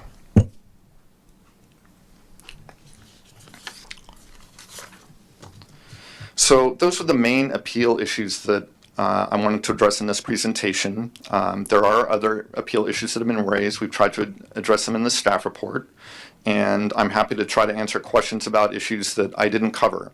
But I think that it's important to just kind of move on so that the public and the City Council can weigh in on this item. So just next, I'd like to quickly just note that the applicant has suggested, through the appeal process, their own revisions. They're proposing, or they've submitted at least as an option, a site plan that would increase average setbacks on Broadway and MacArthur, increase the number of parking spaces adjoining the 2 apartment structures, and they provided an option for a different architectural building style for some or all of the interior townhomes. And in staff's view, these are relatively minor changes that would not substantially modify the project as approved by the Planning Commission, and are the kinds of revisions that might typically be made in the course of design review. So here's that updated site plan with the additional units behind the apartment buildings. There is no exceedance in coverage, by the way, in this site plan. It still meets the requirement. And this is the architectural option for the interior units. Some additional context that we wanted to note, because of the residential component associated with this project, even though it's a mixed-use development, it does fall within certain parameters that are set forth by the state with respect to how the council can act and limitations on action with respect to making changes to a project that would deny it or reduce its density. These aren't necessarily clear-cut limitations, and it's important to look at different issues step by step with staff and our city attorney to make sure that we're not either running afoul of the Housing Accountability Act or overly restricting the authority of the City Council, because the City Council, and I do want to emphasize this, does have a lot of authority over this project. But at the same time, we just need to be cognizant of different kinds of limitations under the state law with respect to housing projects. I also wanted to just note that one of the issues that the appellants stress has to do with their view that the project is overly auto-centric, and they will be presenting different materials to support that idea, including visual simulations showing what it might be like to drive into and through this project. And it's absolutely true that someone living in one of these units, when they go to work, they'll get into their car, they'll leave their garage or their allocated parking space, and they'll go to work. And when they come home, they'll come back to project driveways and park in their garage. But what's also true is that people living in this project can walk out their front door and go over to MacArthur Place for dinner. They can walk out their front door and they can go to the farmer's market on a Tuesday night. Sonoma doesn't have mass transit. We do need to accommodate the automobile. We've got guidelines that require the parking to be screened from view. We have guidelines that suggest that we limit the number of driveway cuts on Broadway and East MacArthur Street. And that does result in an organization of the project that is similar to what you have in front of you. And that's not to say that there can't be other organizations, but there are constraints on this site and on any project that might be proposed for this site. And in staff's view, this project finds a balance between pedestrian engagement with Broadway and East MacArthur Street and adequately accommodating vehicle needs. I also wanted to put this project in context in terms of the unit sizes that are proposed. So this chart shows projects in process, including some projects that have been approved and other projects that are still in the approval process. So right now, today, the largest group in terms of these size categories is between 750 square feet and 1,250 square feet. And that is a group that's not addressed by this project. This project addresses unit sizes that are smaller and unit sizes that are somewhat larger, but that do not exceed 2,000 square feet. And I think that it is important to have this context because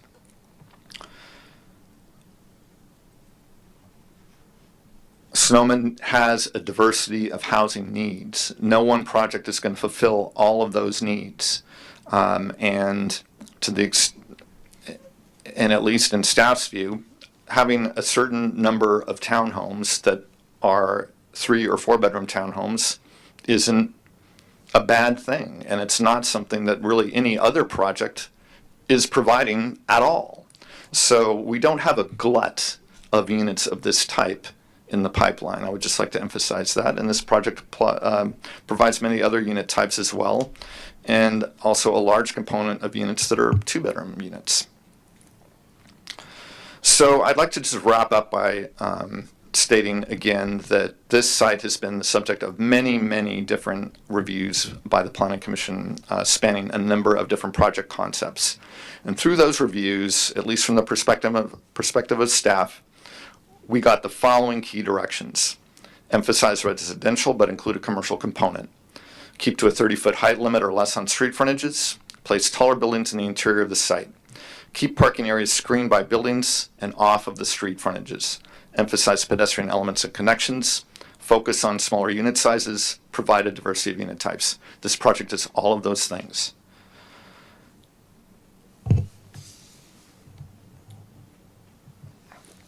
So just to sum up, staff recommends that the City Council direct staff to prepare resolutions denying the appeal and adopting the mitigated negative declaration and approving the tentative map and use permit for consideration at a subsequent meeting scheduled for a date certain. Thank you.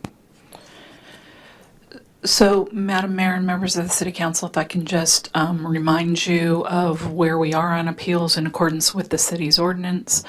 The City Council is hearing this appeal in accordance with our appeal ordinance contained within the Development Code, which provides that the City Council conducts this hearing de novo, which means you are sitting and hearing it as if you are hearing it for the first time anew.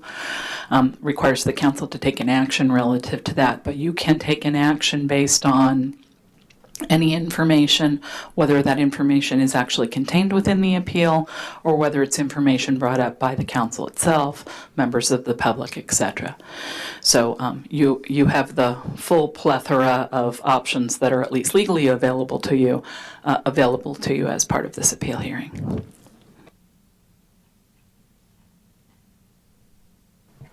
Thank you. And at this point, do we have any questions for council or from the staff? None? Is there anything else? Okay,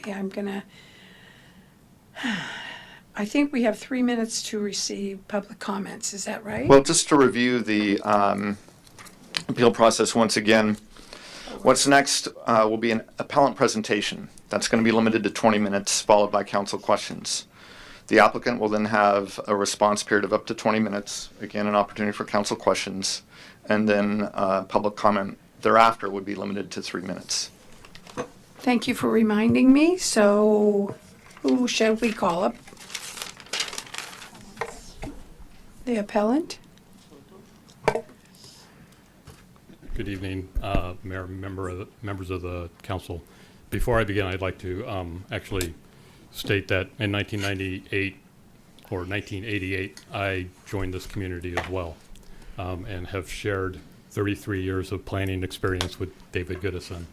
And quite honestly, I hope it has. And quite honestly, this is a unenjoyable event for the last meeting in this chamber with David.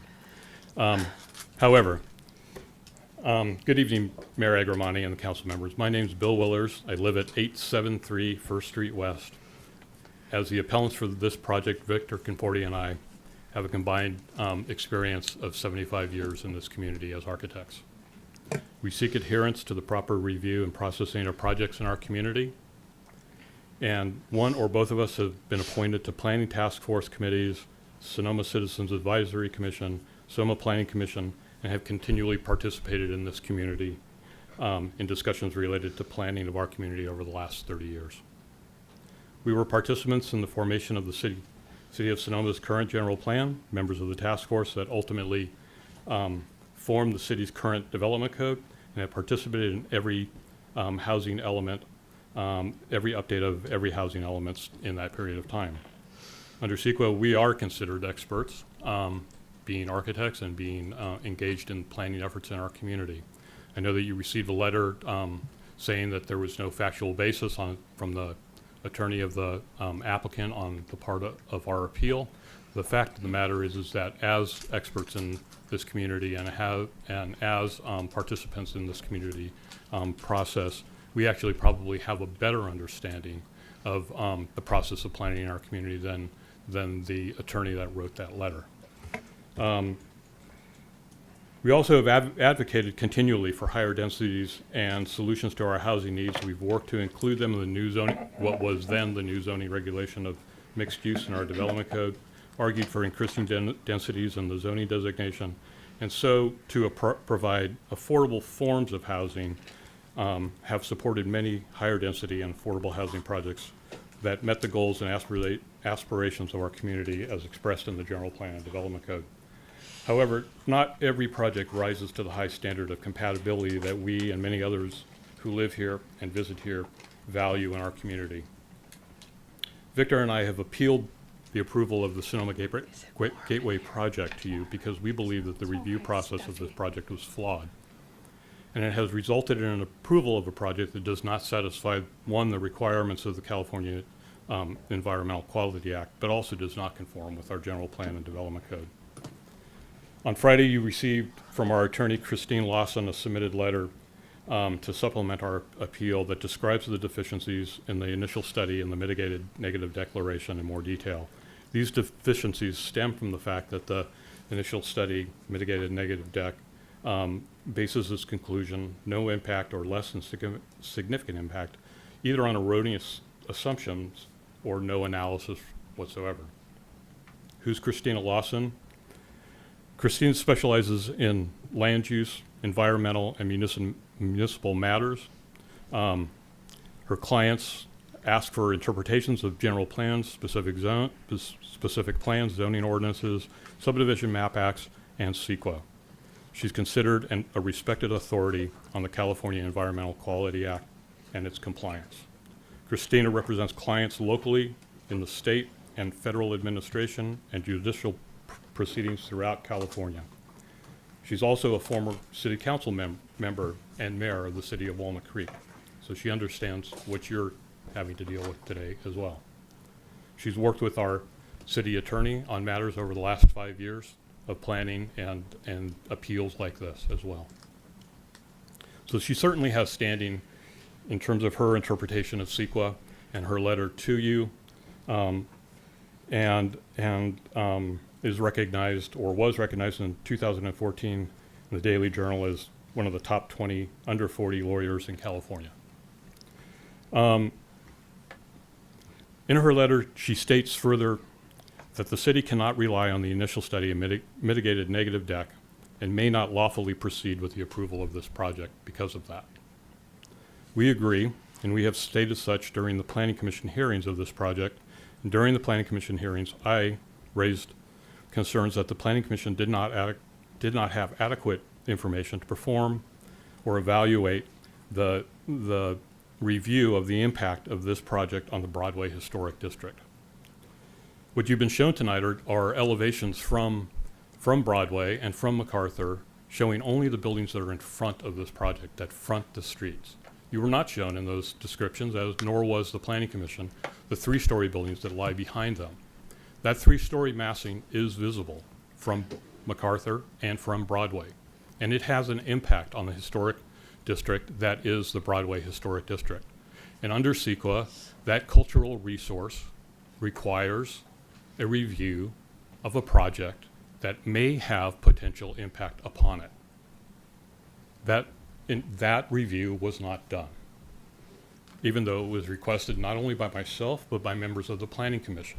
When the Planning Commissioners, in the transcript that we provided you, it's clear what the Planning Commissioners were asking for in context was a visual assessment of this entire project, not just the buildings in front, but of the entire project on the impact of the Broadway corridor. What they were hoping to understand are the critical elements of a planning decision, and that is scale, massing, and proportion, not materials, not style, but the physical reality of a building in the context of its setting. And CEQA requires that analysis for a complete document and a review of a project. The project that we are appealing is at a prominent location in our community. The project site borders the unofficial gateway to the Broadway Historic District and the Plaza National Historic District. Any project proposed at this location requires careful and thorough review, not only for the checking of boxes that are required by an application, but also for its impact and compatibility of those important historic qualities of our city. It is possible for an application to be filed in this that meets all of the requirements and to be incompatible with the community and the site that it's being placed on and the district surrounding it. And our premise is that this project is incompatible through its massing and its proportion and its scale. It is out of scale with the district of Broadway. While the building that is to the north of this project is not currently a single-family residence, in 1914 it was built as a single-family residence. In 1997 it was remodeled into a mixed-use building, but it was remodeled in that way in adherence to the Secretary of Interior standards, which require an analysis as a historic resource, and it requires careful consideration of that resource and its addition in form of scale, massing, and proportion. This project should be required to conform equally. As I stated in my public testimony, the process being utilized by the city does not conform to CEQA. It requires cities and counties to follow protocol of analysis and publicly disclose potential environmental impacts of a proposed project and adopt feasible measures to mitigate those impacts. The impacts that were presented to the Planning Commission by myself were those visual impacts. And as an expert, I don't have to prove that. I don't have to prove that to the Planning Commission. I don't even have to really provide the facts other than my opinion in that case for it to be considered the possibility of a significant impact. CEQA requires the process to evaluate and provide the Planning Commission with information to make a proper decision, and if necessary, to mitigate those impacts.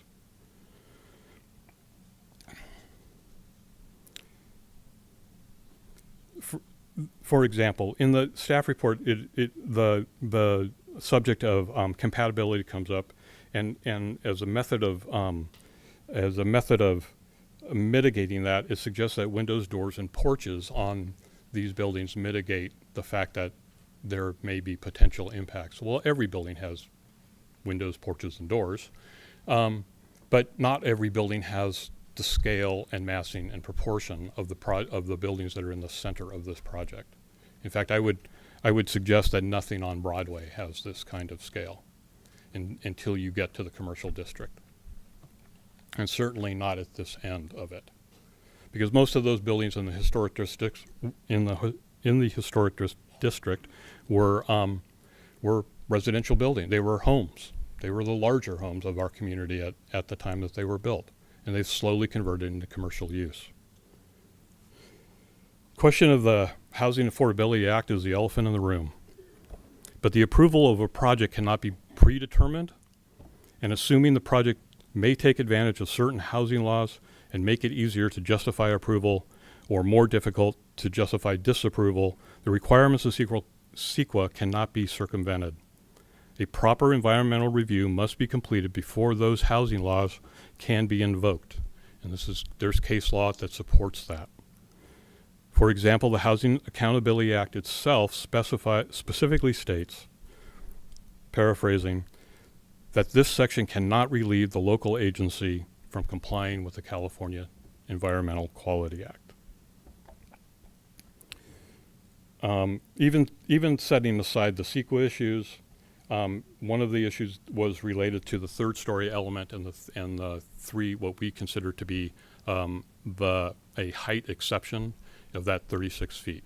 While the development code allows for the 36 feet to be granted via an exception process by the Planning Commission, that exception process must follow exactly the same exception process that all other exceptions follow here.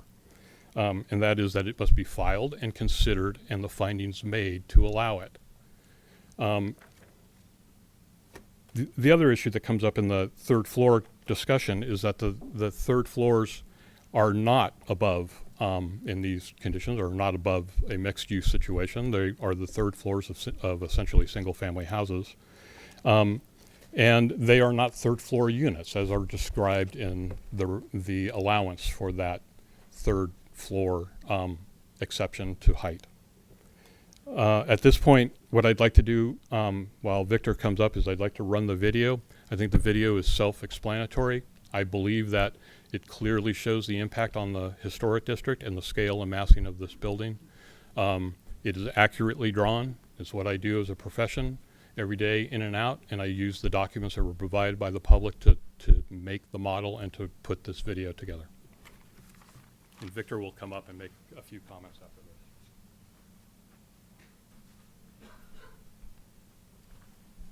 Yes, before I begin, if you could stop the clock, please. I would just like to thank David for many, many years of working together. I came to this community in 1972, so was working with many or several of the planning directors before David, and David is by far the most thorough and the most complete and skilled planner who I've ever worked with. So, but apparently it's a low bar. Truly, Vic, I appreciate it. Thank you. We go back quite a ways. So I guess starting the clock again. I guess I don't know. We got I just wanted to touch on a couple of the sort of numerical, I guess, or objective issues as opposed to things that might be more subjective. However, unfortunately, the most important issue I feel is the visual analysis of the project. And again, as a licensed architect, I have the skills to make that sort of evaluation. I also designed the building right next to this project, just to the north, the additions and the use of the little historic home there, and was careful to keep the additions one story. There's a one-story existing building. The additions are one story, and the two-story portions are set well back. So when you're looking at the photograph Dave showed on the earlier staff report, you really have a hard time seeing the second floor taller building at the rear. That sort of attitude, you can see this the red building that's coming up there. You really can't see the two-story building in the back. The character of Broadway. My office is on Broadway, up the street, across the way, and as you know, the scale and feel of it is far different than a project like this. And I do realize that with a commercial component, you do have to have a larger building, but this being that corner is so critical, being on the entrance to the part of Broadway which widens and which acts as a clear grand entrance to the plaza, which of course is the most important feature in town. That this project really has to meet a very high standard, and I feel that corner building is too tall, is too imposing, and part of that is the setback issue. But it's just a case of scale and massing, that is really the critical thing here. The setback issue, using averaging of adjacent buildings, or averaging of the term, I guess, in the code included the word residence. That little building wasn't altered; it was reconditioned, so it's visually in its form a unaltered little residence that existed in 1914. But more so than dealing with the technicality of the word residence, the purpose of this is for these infill projects is to fit into the neighborhood, and in this case a historic overlay that we have in our development code, plus the state designation as the Broadway Street Historic District, which is a couple or maybe 100 feet north of this property. That district is actually creating a link to the plaza. And that's why the state took the effort to create this district, to analyze every building up and down in that district. And this is the front door, these two corners that bring you into town and bring you to the plaza, so that the district has a huge influence over this project, even though the project isn't in this district. It does connect visually, and you see quite a distance when you're crossing MacArthur as you approach the wide part of Broadway. The other issues regarding height and the third story question are more of a development code that I've worked with over the years, I guess, let's put it that way. I've done probably a dozen mixed-use buildings in town, and they're much smaller, not the scale of this, but the basic premise was residential above something that would either be commercial or office or another different use.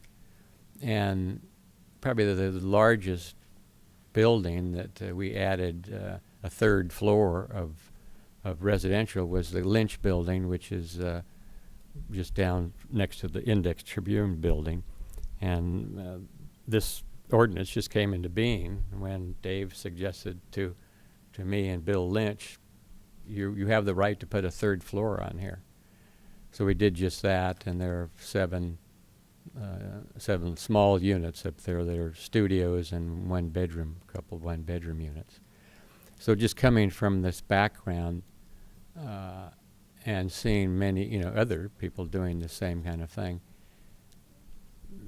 the intent of the code, the development code, is not townhouses. There's nothing that clear about that, except the concept of a lower density. Townhouses are lower density, clearly, than flats and apartments and condominiums, as is used, the terms used in the code. But just the effect of townhouses aren't in the spirit of the mixed-use zone, nor in the application of higher density housing.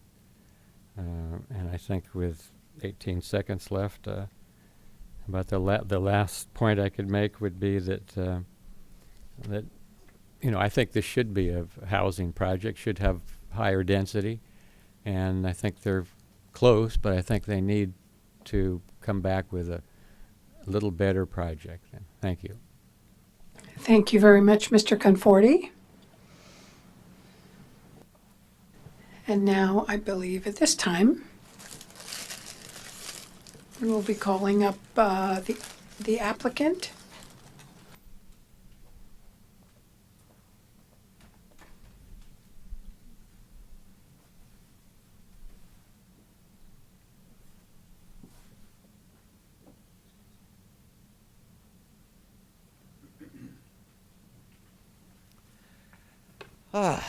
Good evening, Madam Mayor, council members.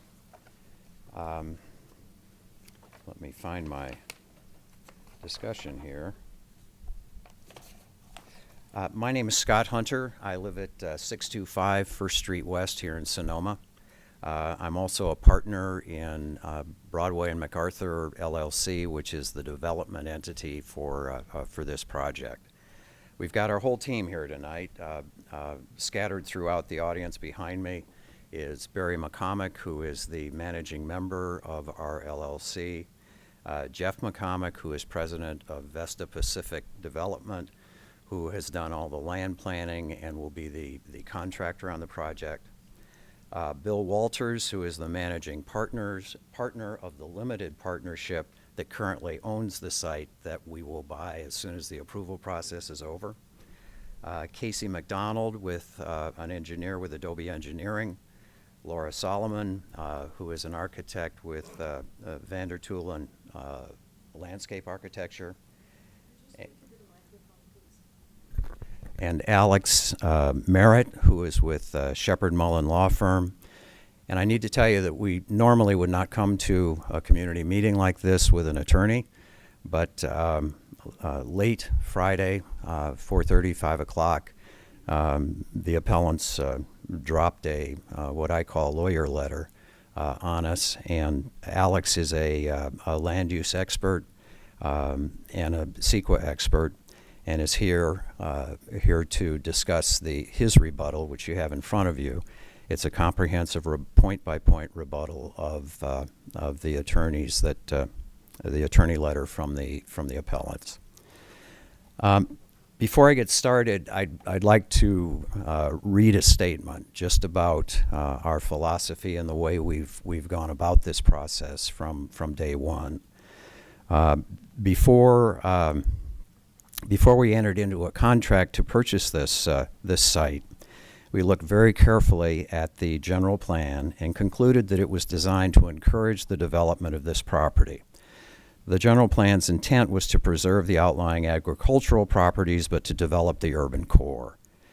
The general plan dictates very specific parameters, and over the course of the last 1.5 years, our effort has been with the general plan in mind to carefully tailor a complementary design.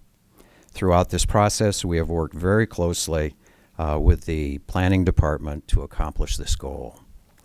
So that's our sort of our overall philosophy with this project.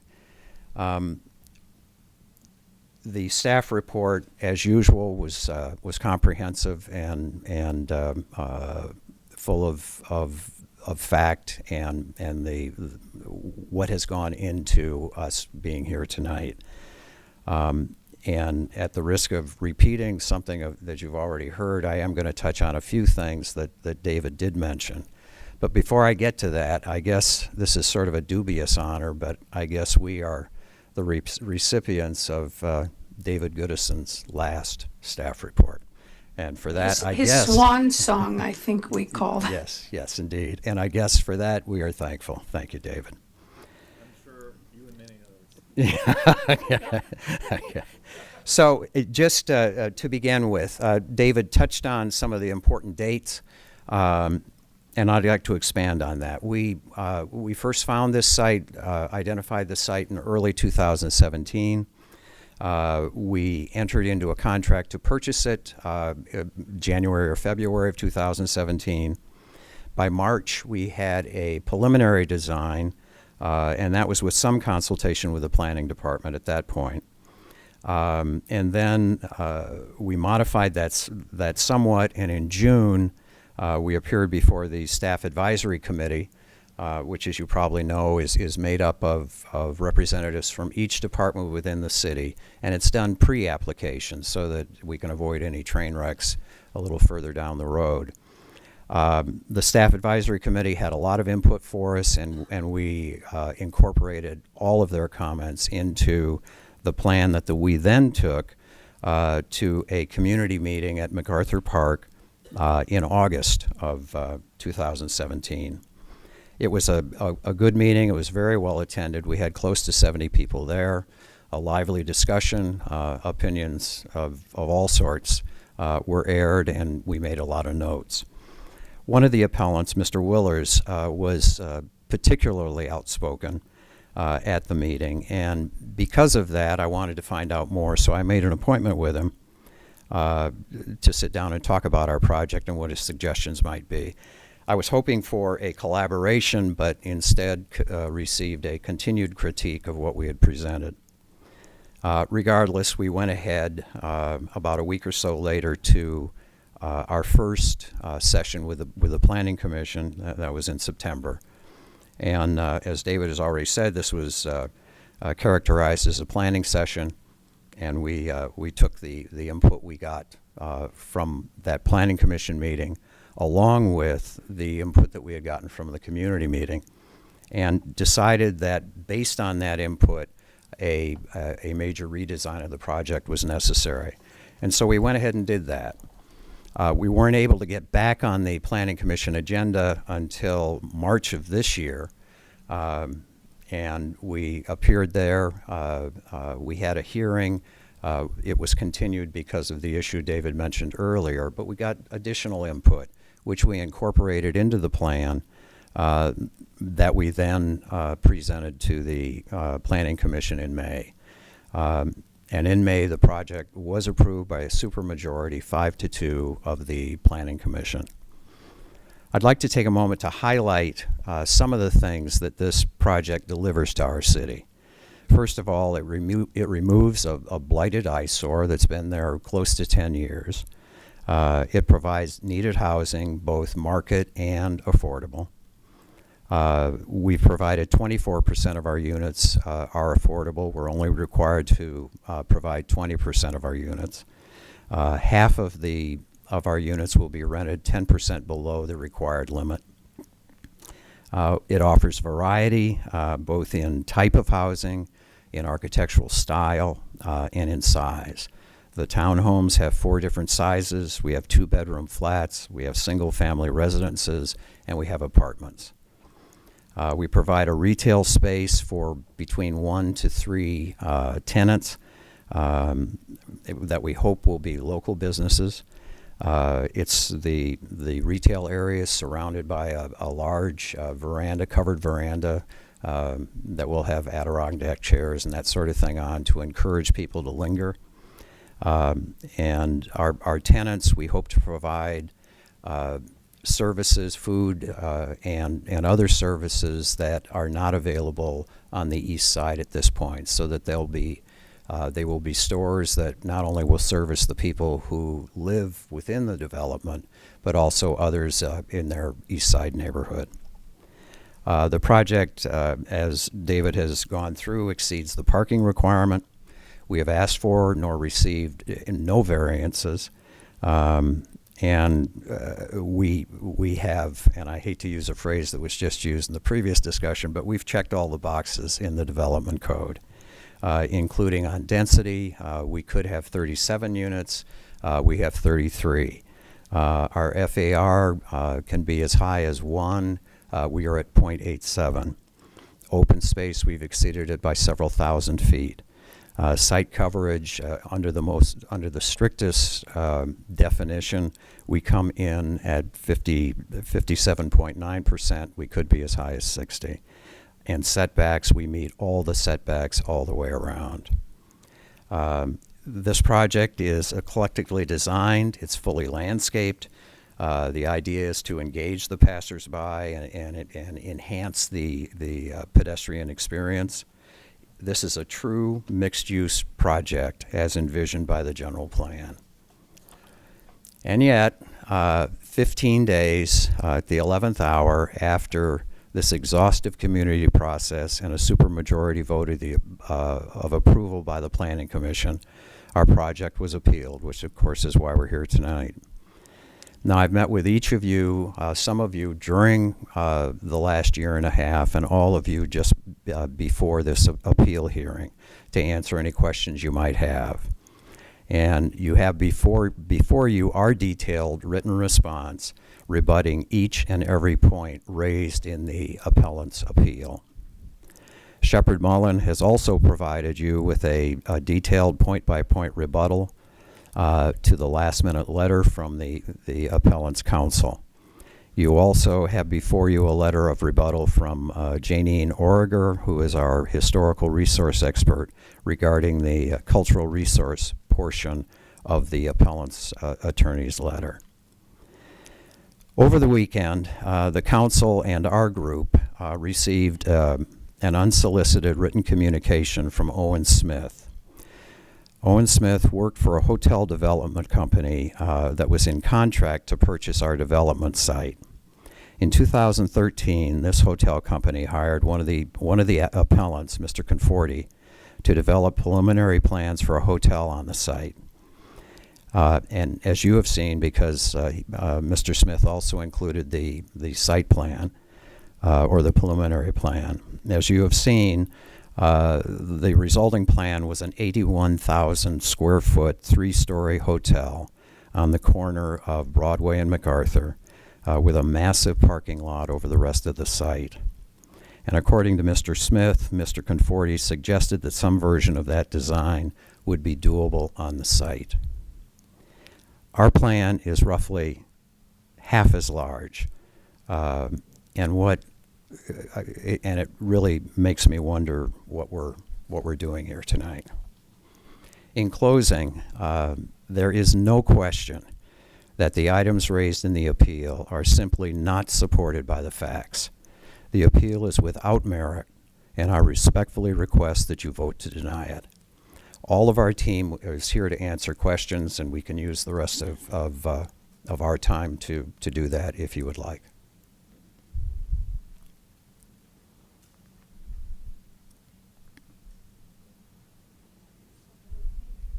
You still have 8 minutes left. I understand that. I pretty much said what I need to say. Oh. And so we have all of our experts back here. If you'd like to check a point of law, our attorney is here. If you want to talk about engineering, our engineer is here. Does anyone from the city council have any questions? None? I have a question. All right. Oh, I'd just like to hear from your counsel. Mr. Willers said that he can be deemed an expert because of his professional qualifications and participation in civic life, if you will. And your attorney's letter pretty extensively alleges that they have not provided any expert testimony. So I'd like Correct. to hear from your attorney. Procedurally, do I leave and not come back, and then our attorney comes up, and if we still have time, if they're, Madam Mayor? Yes. Okay. All right. I'm here if you want me, though.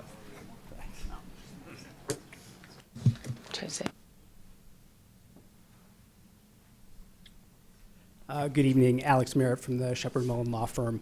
We're counsel for the developer. Sure. So I guess 2 quick points. One, the point we're making in the letter is that Hanson Bridget, the lawyers, are not experts on technical environmental subjects like traffic. The appellants are architects, so they may have expertise on design and architecture, but they're also not experts on the other technical subjects like traffic, historic resources, cumulative environmental impacts, and so forth.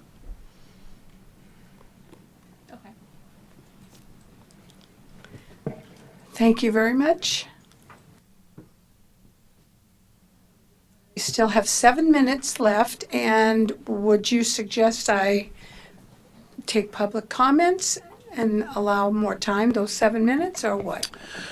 No, I think at this point, what we allowed each of the appellant and the applicant each had a 20-minute max. And so if the applicant is done with their time at this point, then we would move on to council questions and/or public comment.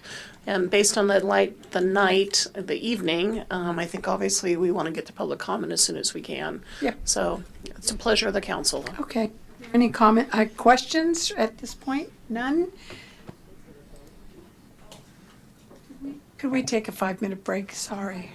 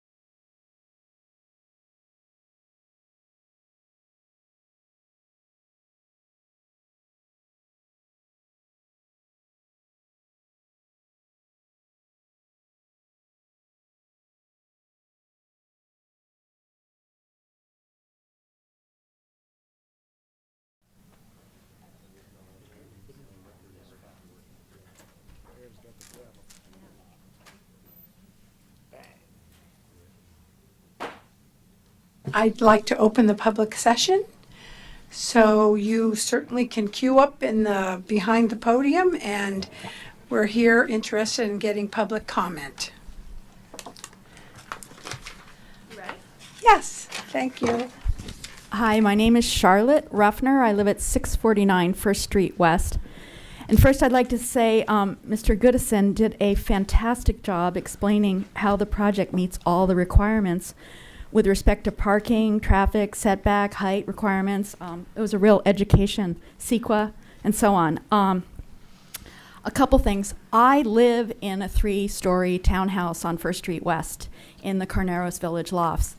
And I'm probably one of the few people who walked here today, and I completely agree that because of where I live, I mean, I bought it specifically because it's so close to the plaza and walking distance to restaurants.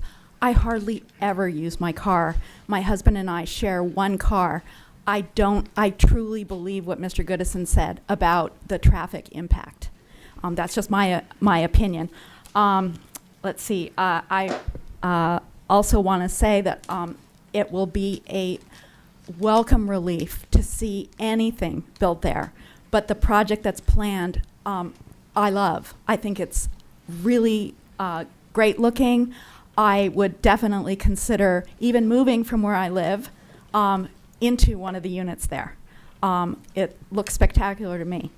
And I just would like to say I fully support the project, and I hope this council denies the appeal. Thank you. Thank you very much.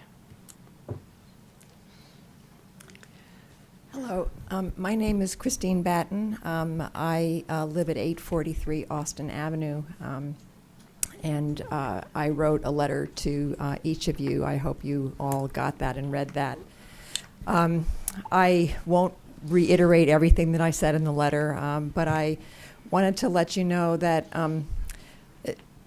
it's always been kind of a surprise to me that the only photographs or pictures that we saw from the applicant were the pictures right along Broadway and right along MacArthur.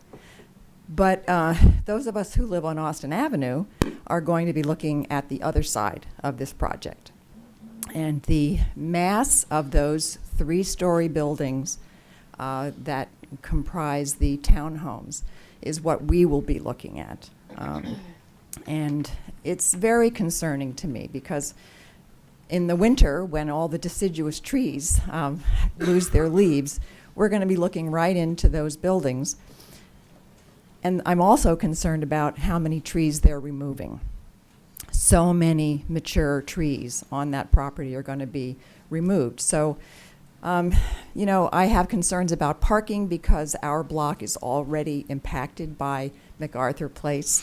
And I fear that although they have proposed that they have adequate parking, it seems to me that they probably do not, and that we're probably going to be impacted by this development as well. And the other thing that I wrote in my my letter was having to do with the conspicuous nature of the affordable units not really blending in with this community at all, but sort of being, you know, put out there by themselves in a dormitory-like situation that I just don't think is right. So those are my thoughts, and thank you very much. Thank you, Ms. Batten. Veronica Napoles, 18092 Gregor Street. Thank you, Mr. Goodison, for all your wonderful years of service, and also for the explanation on how you came up with this project, or how the considerations. I'm surprised as someone who's built buildings, I have an architectural background, that this is being appealed. It has reduced the unit size, they've reduced the unit size, they've met the development code compliances with no variances needed. It meets FAR, it meets the setback requirements, the open space allotment is exceeded, the parking requirements are also met and exceeded, the traffic analysis was conducted with a very low LOS of D. As far as I can tell, the appeal is being based on semantics and aesthetics that have, as far as I can see, no basis in reality. The project is visually pleasing, and indeed the bar is currently set quite low.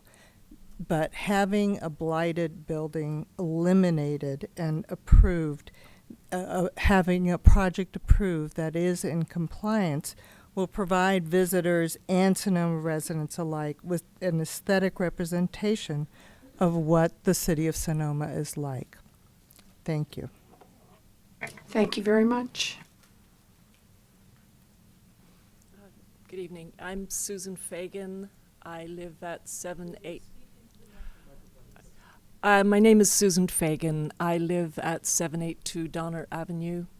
Along with my husband, Len Tillum, I own the mixed-use building to the north of the project.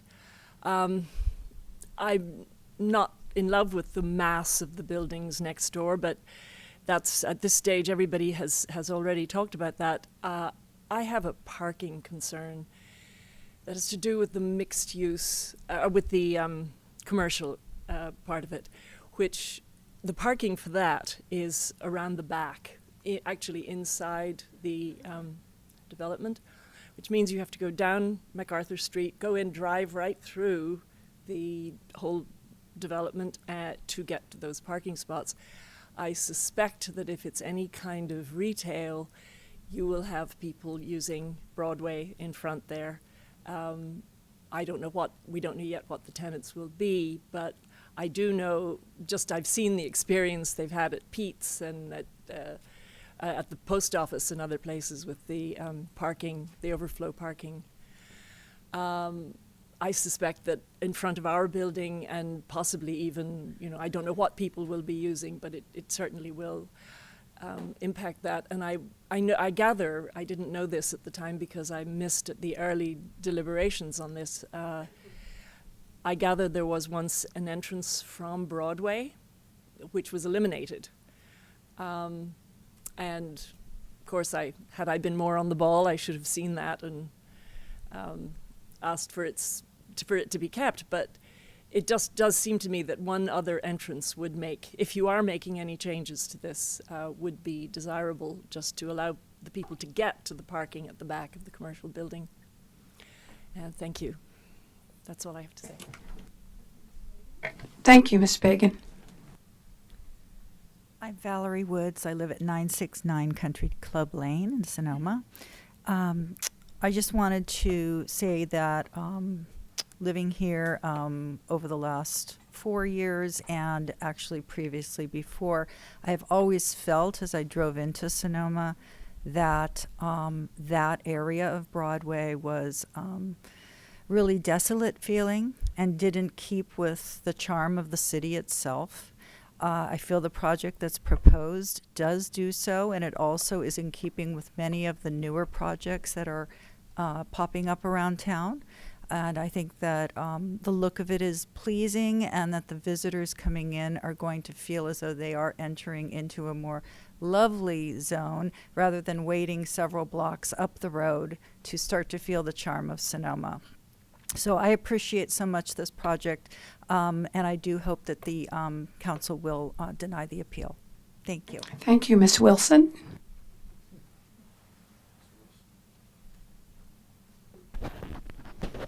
Good evening, Mayor Agramonte and City Council members. My name is Carol Marcus, 873 1st Street West, and I would first like to thank David Goodison for his many years of service to this community and to wish him well. The project before you is on one of the last remaining large mixed-use zone sites in Sonoma. It is one of the few remaining opportunities to create the type of housing that is spelled out in the mixed-use zone. Bill Willers and Victor Conforti were active participants many years ago in the creation of the mixed-use zone in order to better utilize land for housing in the urban core, and they know its intent full well. Its intent is very clearly spelled out in the development code. What you have before you is a suburban solution to housing, in that each family can drive up to and into their unit. It was this decision by the developer to create such housing, which accounts for the inordinate amount of land area dedicated to driveways, and results in the taller buildings on the site than are allowed without an exception. And I want to emphasize here that these proposed heights require exceptions. They are not allowances, as has been posited in the staff report. But this is not a suburban lot. In fact, it's as urban a lot as you'll find in Sonoma. But more importantly, it's an opportunity to create a neighborhood where neighbors engage each other. A wall of garage doors among buildings in this development hardly creates a neighborhood and is anomalous to, and therefore incompatible with, development in Sonoma. The aesthetic impacts were not sufficiently analyzed during the Planning Commission meetings. I resent the accusation in one of the letters by a proponent of the project that our opposition to the project derives from NIMBYism. We are not looking for a less densely designed project. On the contrary, with the type of housing that this site is zoned for, we fully expect as dense a project, perhaps even more so. We envision a development intended by Sonoma's development code, where there is a mixture of smaller unit types, affordable to not just one or two people living in 486 square feet, but to families as well, where modest housing is inclusionary, not exclusionary. This is doable. There is precedent for this in Sonoma. Sonoma is already on a trajectory to becoming a monoculture, a place where only the wealthy can live and where tourists love to visit. The recent closure of the OB unit at the Sonoma Valley Hospital means you can't even be born here anymore. Is this really what we want for the future of Sonoma? To drive families out? Is this sustainable? As in nature, monocultures seldom are. Where is the vision outlined in our 2020 general plan that ours is a diverse community where residents and their children can and want to remain, where housing is available and affordable to the residents and the local workforce to support an economically diverse population? Thank you, Ms. Marquez. You are the stewards of, one more sentence. You are the stewards of the vision in Sonoma stated in our general plan. Let's not lose this opportunity to help create a more sustainable Sonoma. Thank you. Please pay attention to the development code and the general plan. Thank you.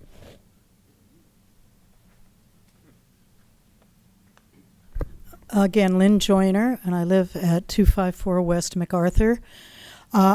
And I just want to commend everybody in this room for hanging in here. I don't believe you guys do this all the time. I don't attend that many city council meetings, and man, you got to stretch more. That's all I can say. But I don't want to use up my time that way. I want to say that I looked very forward when I went to the meeting last year at Saddles Restaurant when the developer came to bring the plans. And I've been very disappointed, and I think you can do better. I really do. And I want all of us to do better because we're all in this together. And I think that it does not adequately address a lot of things. I have a couple of questions, one for the City Council and one for the development team. Would you want to live in that box that's inside and hidden from the Broadway and East MacArthur streets? I want to thank the petitioners for making that video so we can see what it looks like. The outside is not so bad, but the inside are boxes that are not really full of heart and soul of a community. And if you notice that the drive-by on the houses that face the north, the front doors, and then there's a tiny green space, and then there's a wall. Now, I guess they'll put some ivy or something on the wall, but it is not really conducive to livability. And so my questions are, why didn't you show more drawings so we could get a better picture of it? Why did the people who are appealing have to make the 3D rendition so we can see what it looks like all the way around? Ms. number one. And Joyner, number you two, have to address us, and our city manager is actually writing these questions down to be able to ask them. Thank you. Sure, I'm sorry, don't know the rules. Don't count that often. I think that you, as our city council, have to use your conscience and your love of Sonoma when you consider whether or not they could go back and maybe fix it a little bit. I am not against development. My husband, my late husband, was the general counsel for the Northern California Builders Association, Home Builders Association. So believe me, I'm not against developing.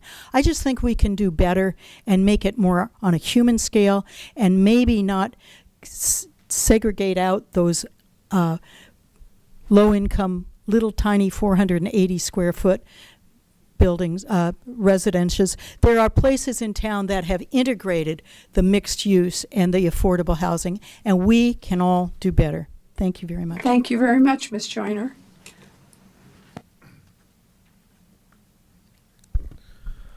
Logan Harvey, 578 Estamadera Drive. Also say thank you to David. I appreciate everything that you've done. I've learned a lot from you just by coming to these meetings, and it's always illuminating for sure. And Well, I thanks to told city you he's staff. going to Palo Alto. Well, I know. I know. I mean, there's big money He to be tells made us down he's there. going somewhere else, but I know. It's amazing that somebody would choose this job at 24. That blew me away tonight. I think that this project is emblematic of the fact that we do need to kind of relook at our planning and development codes. Do we need the 8 affordable units? Absolutely. We do need 8 single room affordable units. We absolutely need that in Sonoma, and that's something I totally support. Do we need 27 townhomes that are probably going to be sold for $500,000 to $800,000 a piece?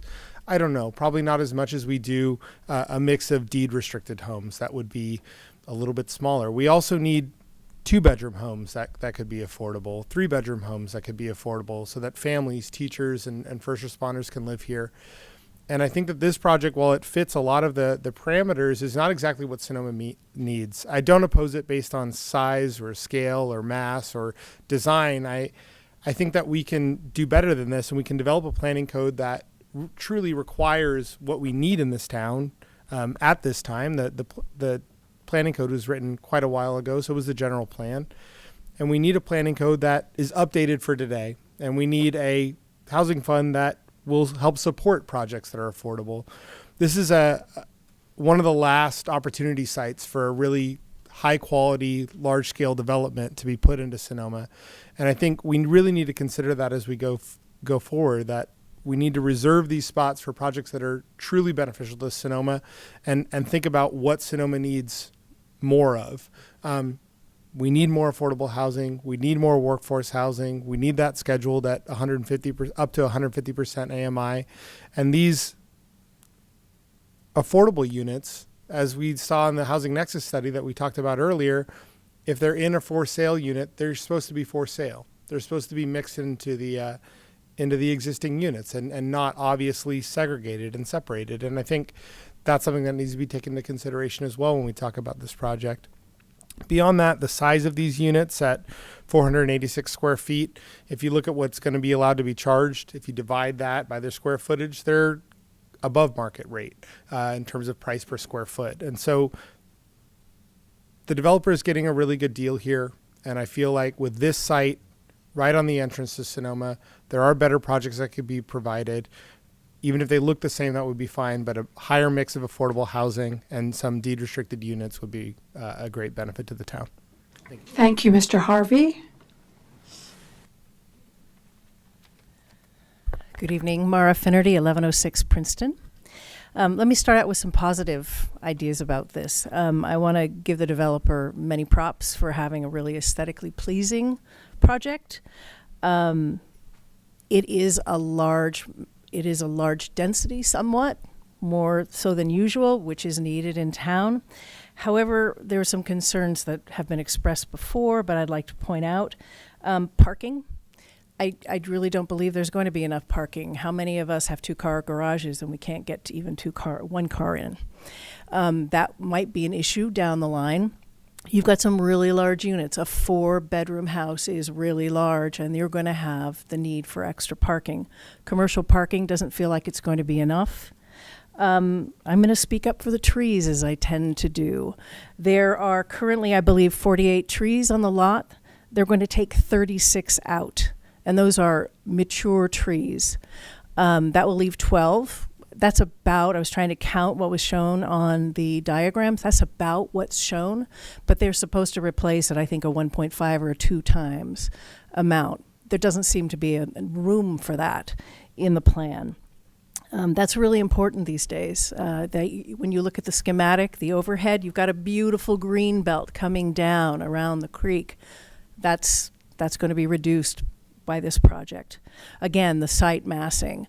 I think that it's intriguing to me that tonight is the first night that's been shown. I think it's significant, and I do believe it changes the vista. When you're coming in, you're going to see what is probably the largest mass on that street, and it's going to be what hits you when you hit the gateway to our town. Other positive questions? I've also got a question about the egress to the, because there is that one way in, one way out. And again, what someone else said, you have a dark area that is not going to contribute to community or feeling. People are going to go into their garages, they're going to go upstairs, there's not going to be interplay, there's not going to be a community graded. So I would state, wouldn't it make sense to take a little bit time to fully consider this, given that you've got new information tonight that you've seen for the first time, i.e. the massing, to really evaluate if this is what you want for the first section of going into town. Thank you. Thank you, Ms. Finnery. Good evening, Council. Larry Barnett, 637 5th Street East. I'm here to support the appeal. Appeals are, by their very nature, inconvenient and, in my experience on the City Council, a lot of work and can even be sort of irritating. But every project that I can think of that has gone through levels of increased scrutiny and appeals has ended up a better project. I don't know if the applicant would have, for example, come forward with a reduction in the building heights as they did tonight if there hadn't been an appeal filed. The appeal process presents another opportunity to look at a project. And it presents uniquely the opportunity for you, the 5 people who are elected to make the most important decisions in the community, a chance to weigh in on the project. Now, there was a time when I joined the City Council where unless a member of the public made an appeal, the City Council couldn't appeal a planning commission decision at all. It had to come from a member of the public, and unless it did, it wasn't even reviewable by the City Council. That rule was changed while I was on the City Council. Why was that important? Because you are the folks who actually get elected based on the values that you articulate when you run for office. And the biggest decisions that affect the physical structures of Sonoma, in my opinion, should always be made by the people who are accountable to the voters. Planning Commission members are not elected, and they're not accountable to the voters. You are.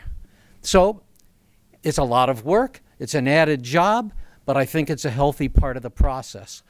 The last thing I want to add is about the affordable units in this project. I think having affordable units is, of course, excellent. The fact that they are under 500 square feet each is crazy. It makes no sense.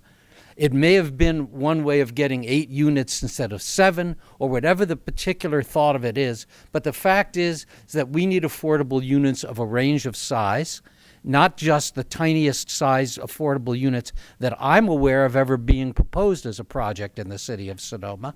And finally, I think that they should be, as others have said, integrated into the project and not segregated into their own section of the parcel. Thank you.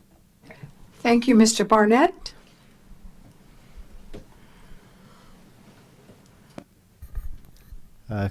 Chris Petlock, 426 Napa Road, Sonoma. I'd first like to say I'm really excited something is going to be built there. You know, my daughter goes to the high school right near there. other daughter goes over to Presswood. The older one walks by that building all the time, and there's been several incidents there that just make me very grateful that somebody's going to go in there and do something. But on that note, I think whatever we put there is going to be there hopefully for 50 or 100 years. So, we really want it to be right.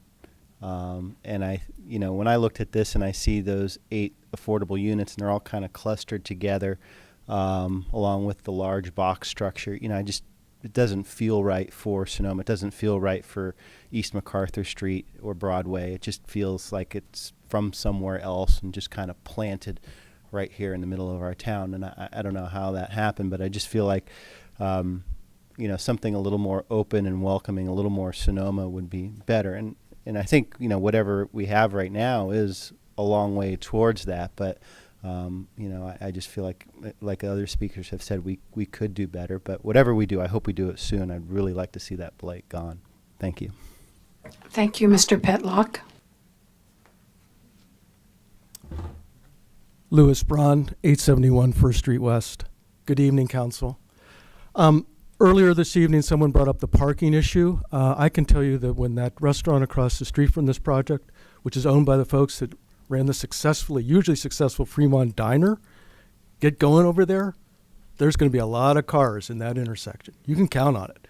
If you ever went to the Fremont Diner, you know this already. Okay? So just think about that. I think I also have a question for the city staff, which is earlier tonight, I thought I heard that this area was actually not in the historic overlay zone, and I want that clarified this evening because in the staff report, in their supplemental findings, it does state that the project is located in the historic overlay zone, so I'd like that to be clarified. Because it is, according to the staff, located in the historic overlay zone, this project needs to live up to certain code standards, which includes, I quote, new infill structures to support the distinctive architectural characteristics of development in the surrounding neighborhood, including building mass, scale, proportion. And then I thought, well, this seems so huge. How can it ever meet this requirement? I'm looking at these little craftsman homes on Broadway. How does this fit in?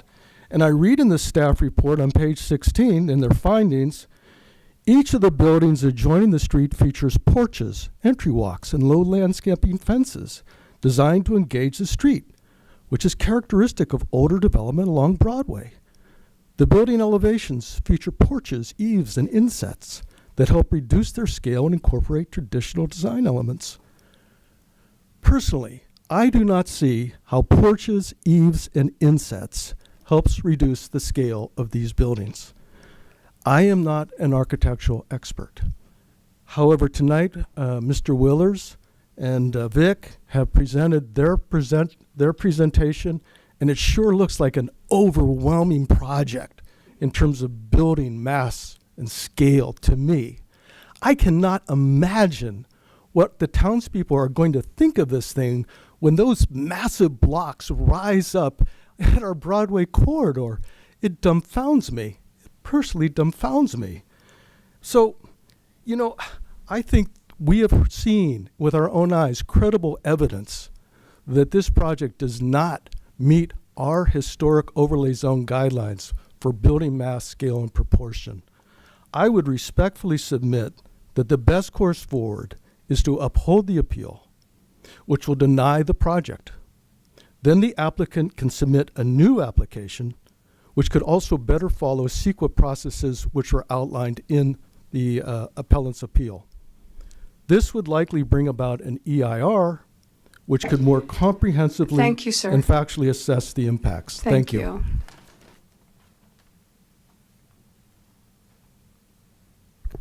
Hello, Mayor Agramonte, City Council. My name is Bill Bloom, 18375 Cottonwood Avenue. First, I have to say thank you to David Goodison for all your years of service and your excellent final report. I was 18 years general manager at MacArthur Place, so I have a long history with this particular project, as it's right across the street from the hotel.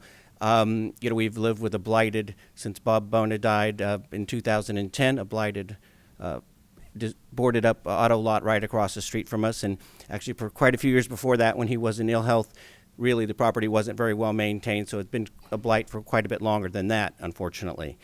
As general manager, had to move probably dozens of guests over the years because they say we're not going to be facing a boarded up car lot, so we'd like a different room.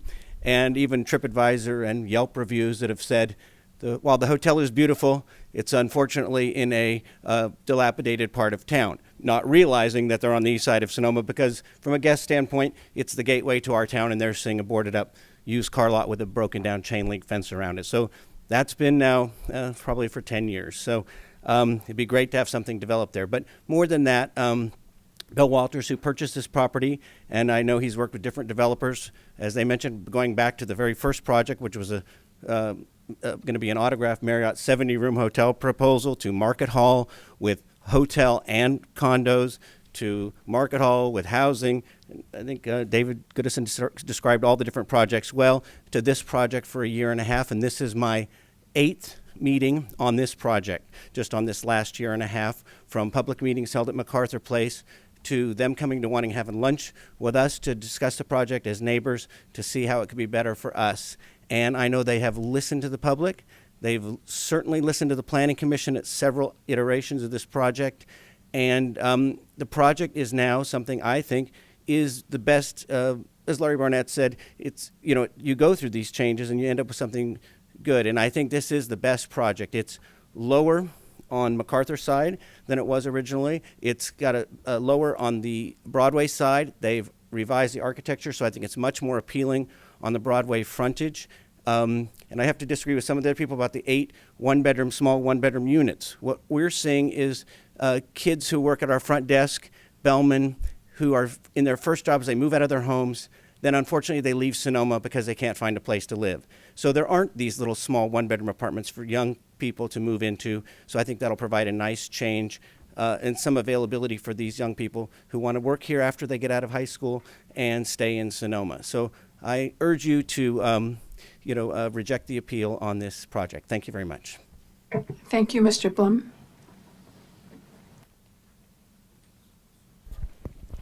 I'm Johanna Patry. I live at 621 Napa Road. I'm a recovering planner of about 35 years.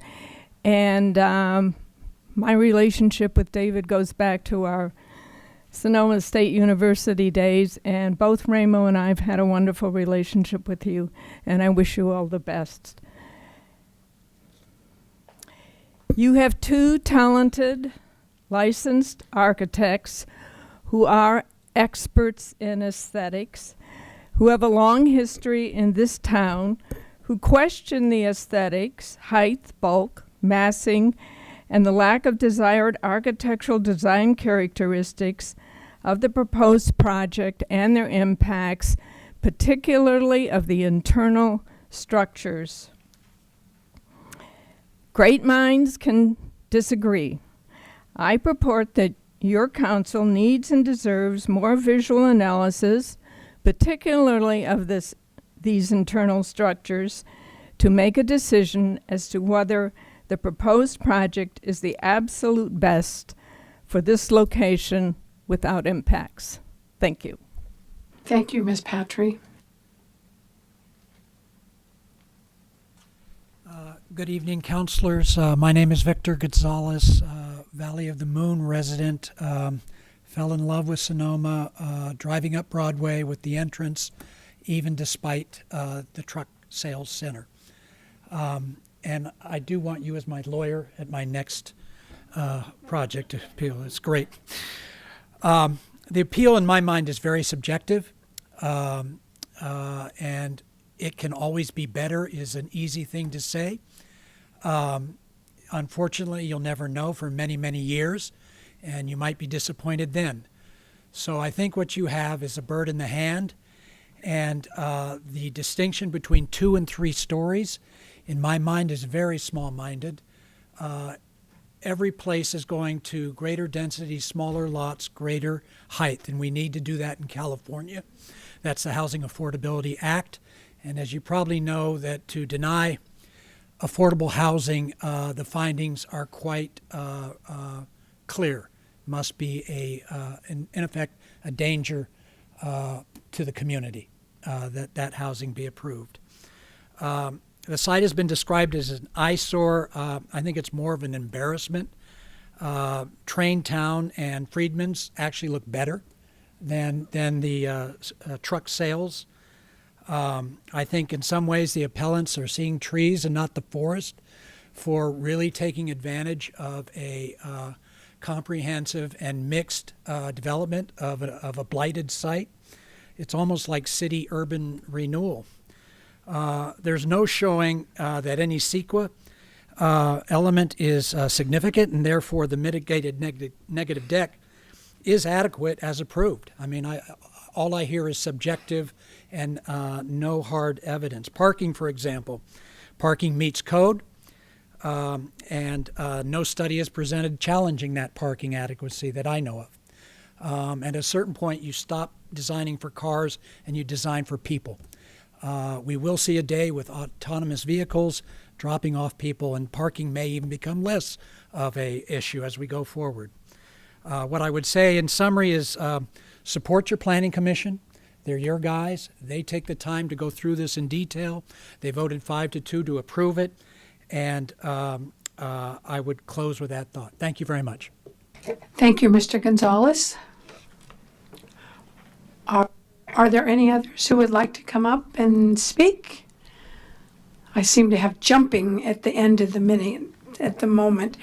So if no one is approaching the podium, I will close the public session. City Man, I made a note of some of the questions, but I didn't get them all. History overlay, I think I heard, and then I forgot. I'm sorry. Well, if I could begin with that one first. Okay. The project is within the historic district overlay. We've never said otherwise. The project is not within the Broadway Street Historic District. Those are two different things. I think Ms. Joyner had a couple of questions in Ms. Joyner asked a question about kind of the aerial flybys and some of the imagery that was provided by the appellants, and wondering, I think, why that wasn't provided was part of by the applicants. Well, you do have transcripts available of those planning commission meetings. I personally don't remember any planning commissioner requesting an aerial flyby. I do remember planning commissioners asking for a context map. That was provided. I remember planning commissioners asking for a section of the mixed-use building as it would address Broadway. That was provided.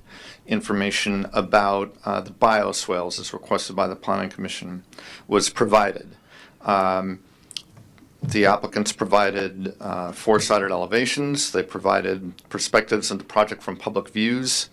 We don't have any requirement in the development code for the kind of 3D analysis that was provided by the appellants. And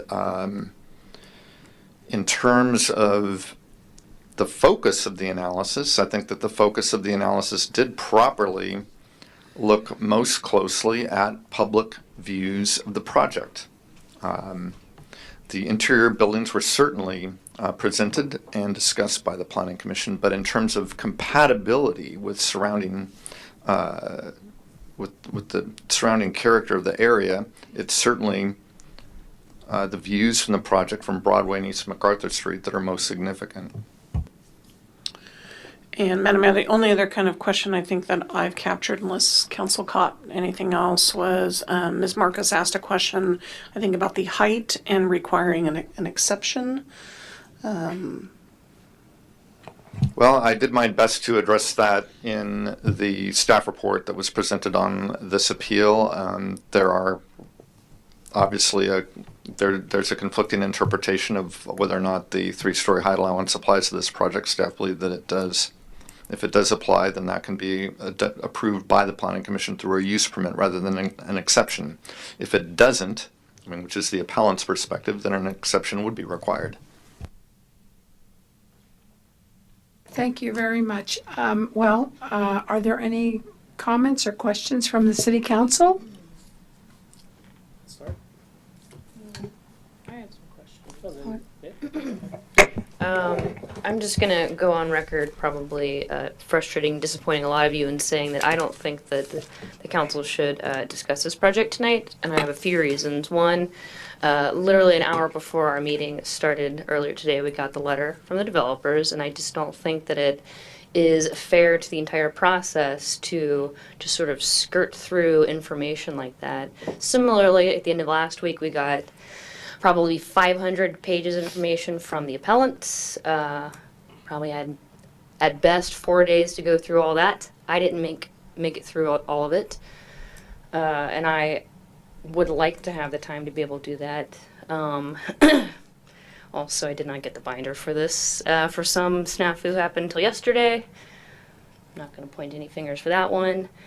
And then I just have some questions about things that after starting to get through all of this, but I can highlight what my questions are now. I'm still confused about this exception situation, and I was looking at the code, and it seems to me to be saying that it needs an exception, so I don't know, maybe someone just needs to walk me through that again. And as far as the historic evaluation, I would like to know more about what is and isn't considered, and if you're in the proximity to a historic district, is that something considered? I want to know why the Cumberland College Foundation is not mentioned, at least in the materials I saw. I think I saw it in something the appellants sent, and so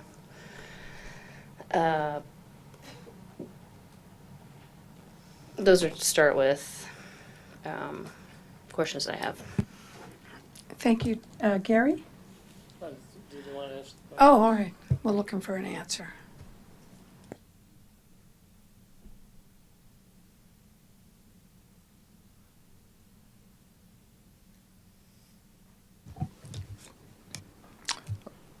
Well, just to go through them again, with respect to the cultural resources analysis under CEQA, we do have to think about whether or not this project would affect adjoining historic resources. Again, from staff's perspective, we don't believe that it does, but it's certainly something that needs to be considered through CEQA, and it's something that the council could view differently than staff does.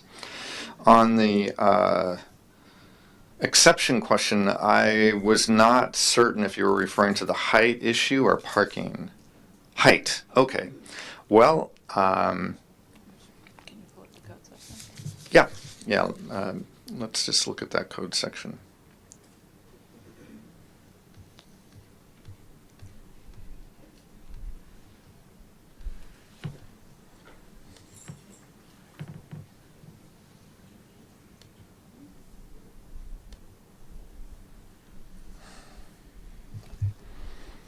That's the code section. All right, so appellants contend that this allowance, which is available through use permit review, only applies to a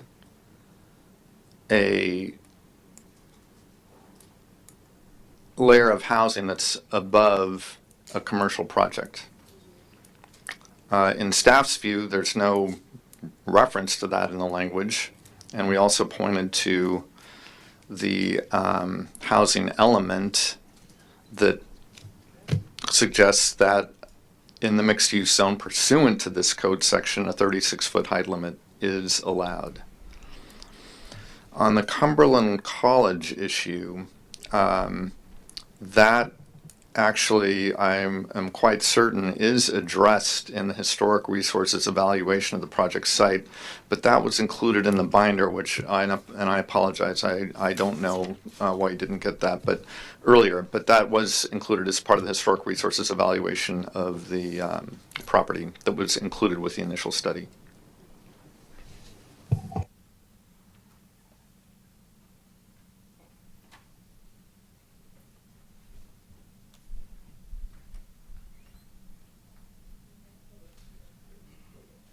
So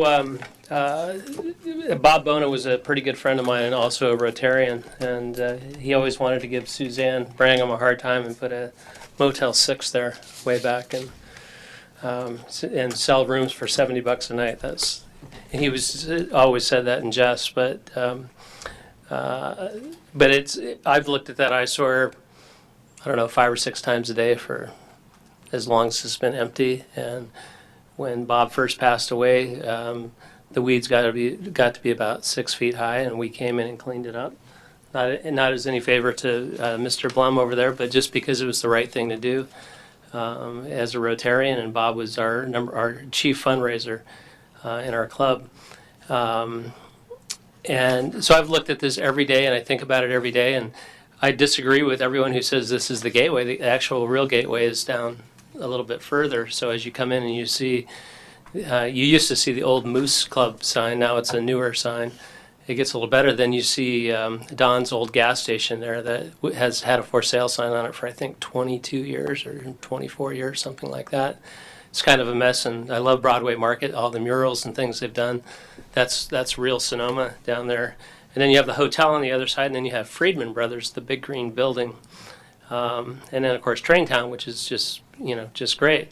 And then we have on the left-hand side the new Altamira affordable housing project that's coming. And that's, to me, that's what the real gateway is as you come into town. I look at things, I look at potential opportunities and things that haven't been built in this town, things that have been approved and have gone through EIRs and all kinds of issues. Mission Square is one. That was a promise that was made by architects and developers way back when, but it's just never happened. You never see any action on it. I have no idea when and if that'll ever come. You see homes in different areas that don't really match what's next door. There's some of those on First Street West that I always find interesting, and one of those is even 3 stories high. And it's pretty interesting to me. And I remember meeting with Mr. Conforti way back when on the rooftop restaurant and bar and all that. And I thought that was an interesting opportunity. I thought it'd be great, something that living on the east side I could walk to. And but I've seen this project, I don't know how many times I think, Bill, you mentioned 8 times. I think I've seen it maybe at least 10 times in different iterations. And seeing what I see here, I like it. Had I been on the Planning Commission and had my game on, I wouldn't have approved the couple of townhomes, I think, on the other side behind the 76 station and the restaurant. I don't think that's going to be a great thing, and I don't know if it'll actually ever happen. I think there's a lot of soil work to be done there. So I see this as the parking issue. I mean, Broadway is a parking lot. It used to be diagonal parking all the way up, way back when. Looking at the photos, the old photos reminded me a lot of Bob Bona. I counted 114 cars and trucks, because it was Truckanauto, and Bob always had trucks. There he had U-Haul rental trucks and pickup trucks for rent, and it was kind of a crazy place, and the mechanics working all day. But the one photo we showed, there were 114 cars there, and to me, that's there were cars for sale. Bob's thing was always it's 30 feet or 30 minutes was his guarantee on his cars, so it wasn't always great cars there. And that's a true story. So, when I look at it, I just see I see projects and some of the previous speakers and former council people. I look at the Sonoma Court shops and how that's something before I was involved in council, that's something that I was opposed to that project, and in many ways I still am. I happen to own a little piece of property in the middle of all that. And then the 3-story homes on First Street West, that's something when I was on SVCAC, we turned that down, but it was under threat of lawsuit. It got turned around and ultimately approved by the city council. And those have actually turned out okay. I mean, they're not perfect, but the speaker who came up and talked about walking downtown, it's awesome. And I have several friends that live in there now. And it's sort of worked out, and obviously it's worked out for the people who are living there. But I look at this project as something that's kind of something in between townhomes. When you look at that, I don't remember the name of that project you brought up, David, that had the townhomes that was approved on Broadway that's very similar to this. Well, one was the Mulberry planned development, and one was the Sanders planned development. Oh, there you go. So, and I see that there's a lot of other lots that are eventually going to get developed on Broadway, and we're going to have to make them higher and denser because if we're going to accommodate people. And what Mr. Blum brought up about having a place for young people, you know, the new valets they have down at MacArthur Place and so on, to live in those smaller units, I think it's terrific. And I just think having that kind of opportunity, and when we talk about people blending in and becoming a neighborhood, if you look at some of these neighborhoods, somebody lives on Princeton, and I think all those streets up there are called Princeton Street of some sort. But my good friends Bob and Kathy Leonard live up there, and they kind of know everybody in the place, and they seem to have a nice community up there. But it's really something where you don't see people always walking around, but they happen to have good community there, and I think that's what you'll find in something like this. And then I have no idea what the commercial issue is going to be like, but you're going to have a lot of high school kids walking by and hopefully enjoying whatever happens to be in the commercial. I mean, I'd be okay if it was 100% housing, but it's a mixed-use zone, and I think it's important that happens. The small changes that the developer has talked about, you know, I think it was a different cut on some of the buildings and so on. I'd be open to discussing that, but I'm going to lean towards approval on this tonight and denying the appeal. Thank you. Oh, so I just want to address Councilmember Hundley's request for additional time to have sufficient time to read all the documents. And usually I'm the person asking for more time, so absolutely, if we have a colleague that needs additional time to read voluminous materials, that we should agree to that. So I'm fine with that. Just as a preliminary comments, I did meet with the developer and also the appellants, and I know that the developers put a tremendous amount of time into this, and I know that there is a lot of anxiousness in the community to have this done, that people want it done now. I have had a number of communications about that, and I appreciate that and share some of your anxiousness about that. I don't know how else to express it because some of the letters I got were very emotional, and I thought, this is something people really want taken care of. There was some graffiti on the site earlier this year. People were rightfully disturbed by that. That's not what we want to have happen. So I just want to start by saying I am glad that we have a developer that's working to put a project here that's housing and commercial like it's supposed to be. I think that's good. That being said, there are some issues I think we have the right to deal with and others we don't. I don't think we have this anywhere else.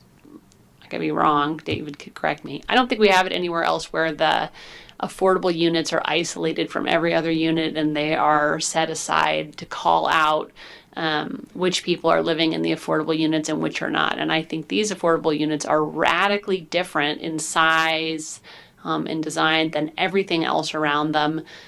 I don't know that's a question. I don't know that we have the right to fix that, but I'm really disappointed by it. And I know Gary has given the example of working hard on a project to make sure that the affordable unit doesn't face a different direction, that the finishes in it are the same as everyone else. And so I'm fine with having a mix of sizes, but I think it's sort of like a poor spirit to give everyone else a larger property and then say that for the affordable units, you all have to live together and they're going to be less than 500 square feet. And I know they're one bedrooms, but I don't know how they could possibly be more than a studio. I don't think we can fix that here, but if we can, I'd like to. And then the second question I have, just with regard to the work done on the visual assessment of the entire project on the Broadway corridor, the scale, the massing, and the just the properties of the building. We saw a 3D model from the appellants, but I would like additional information about that. I'd like to see some other vantage points. We had someone come and say that they thought that they would be able to see it from Austin when the leaves dropped. I'm curious about that, about the visibility at different times. I mean, this is going to be a huge project and a very long, I assume, quite a bit of construction, a long construction period. And I think I would agree with the comment that was made, I forget by who, that I think it's pretty close. It's pretty close. A lot of the aspects of the project are good, but it could be better. And whether we vote tonight or another night, I would like more information showing the visual aspects, which is allowed under CEQA. Well, I'd rather defer my view until the council decides what we're going to do if we're going to vote tonight. Out of fairness to all the council's colleagues, that if we decide to move this to another date, I think that's where we should start. All right, thank you. I need to be reminded about the changes. I think I don't know if you'd call them compromise. I can't remember. They're somewhere in here. The changes that the developer has made. And I will tell you, I don't like 11th hour things, but I don't think maybe I've got it wrong. I'm not young anymore. But I think the developer had to respond to what was given to us. And, I guess the appellant said something. I looked at my screen and I thought to myself, there's no way I'm going to be able to look at this. There's it's too much. And my reputation is I have to touch everything that I read.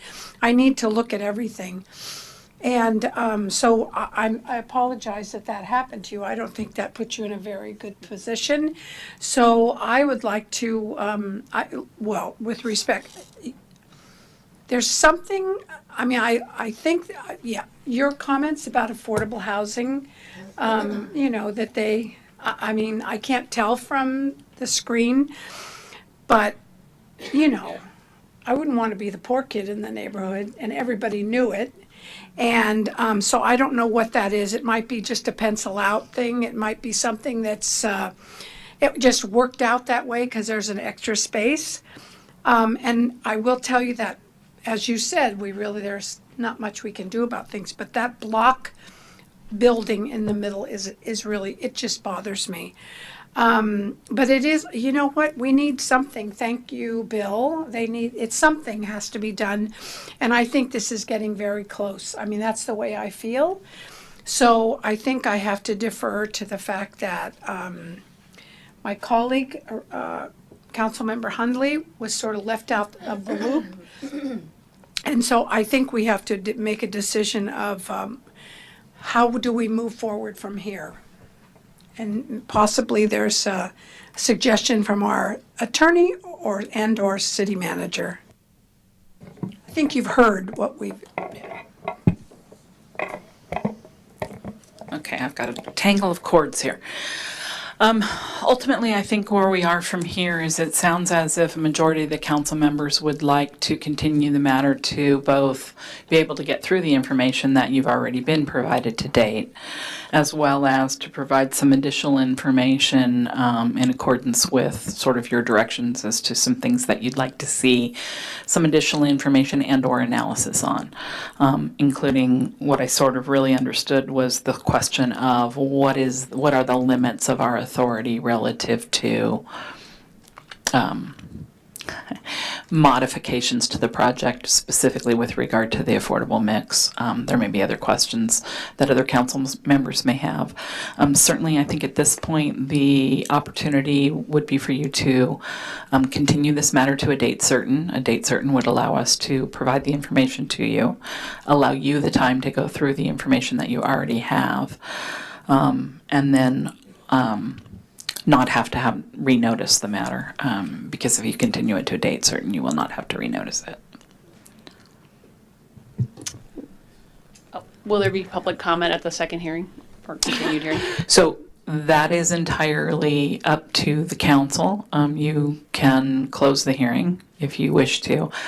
But to the extent that we're going to be bringing you back new information, it's probably better if you allow the public to speak. I think there would be an abbreviated staff report, however. We wouldn't go through all of the same lengthy staff report that we went through this evening, and instead would just bring you whatever the new information was. To the extent that the issues that you have concerns about are legal, that information would be provided in a confidential memorandum to the council. And I guess in addition, I would appreciate, unless it's really necessary, that'll, we'll be in the same place if we get 11th hour things, we're going to be in the same position. It's not appreciated, I feel. I can only say for myself, because it's a lot to read, and I don't know, I have no idea what to share, but it was a lot to read. I was going to say, if you want us to fully consider all of your thoughts and comments, giving them to people shortly prior to a hearing is the worst way to accomplish that. So if you want us to read everything thoroughly and think about it, please give it to us in advance.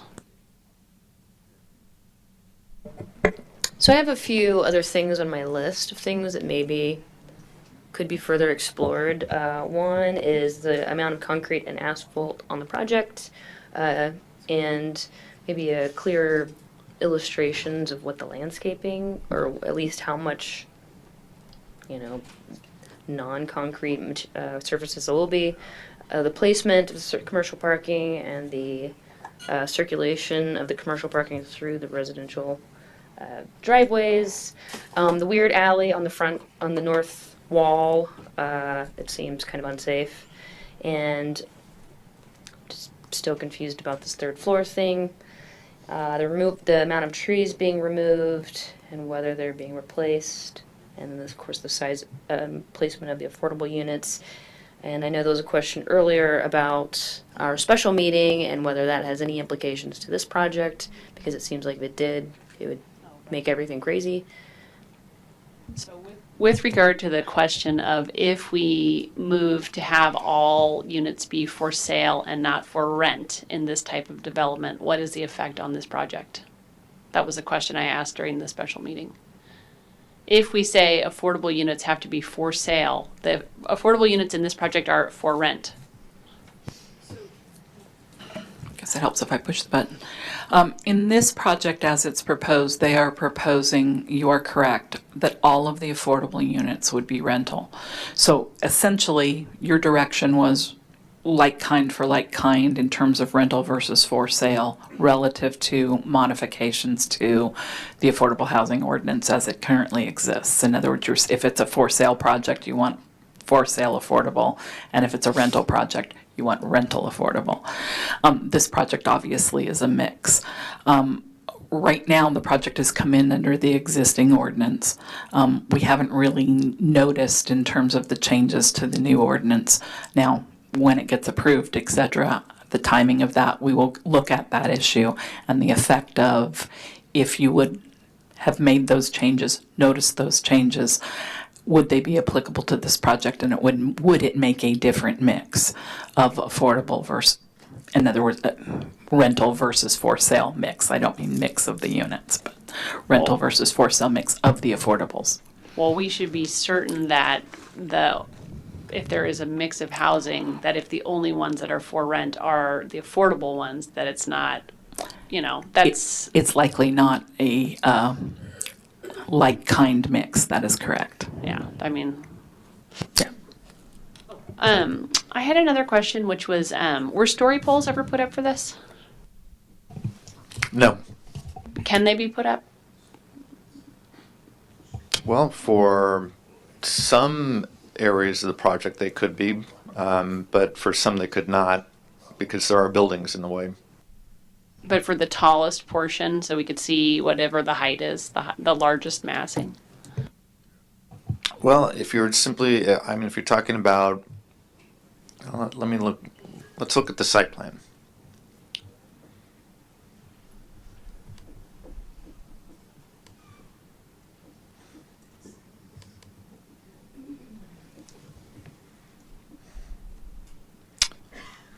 I would guess that it would be possible to do story poles for the mixed-use building and the units on East MacArthur Street. Looking at the buildings on this site, well, we would just have to overlay that with the project and see what was possible. I don't know if anyone else wants them, but I'd like to see it for the largest building to try and get a sense of them. I'd like to see story poles.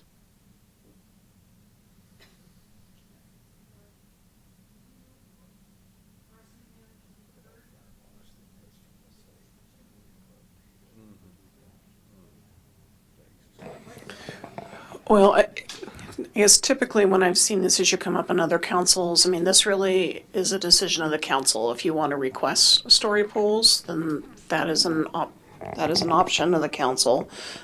So there would need to be a majority of the council that wants to do that, and then we would take that direction. I would like to request story polls. Do you need a motion for that? Oh, I make a motion that we get some story polls put up. I'll second. I'm sorry, before you vote on the motion, just to clarify it, I'm assuming in conjunction with what David said, where they can be erected.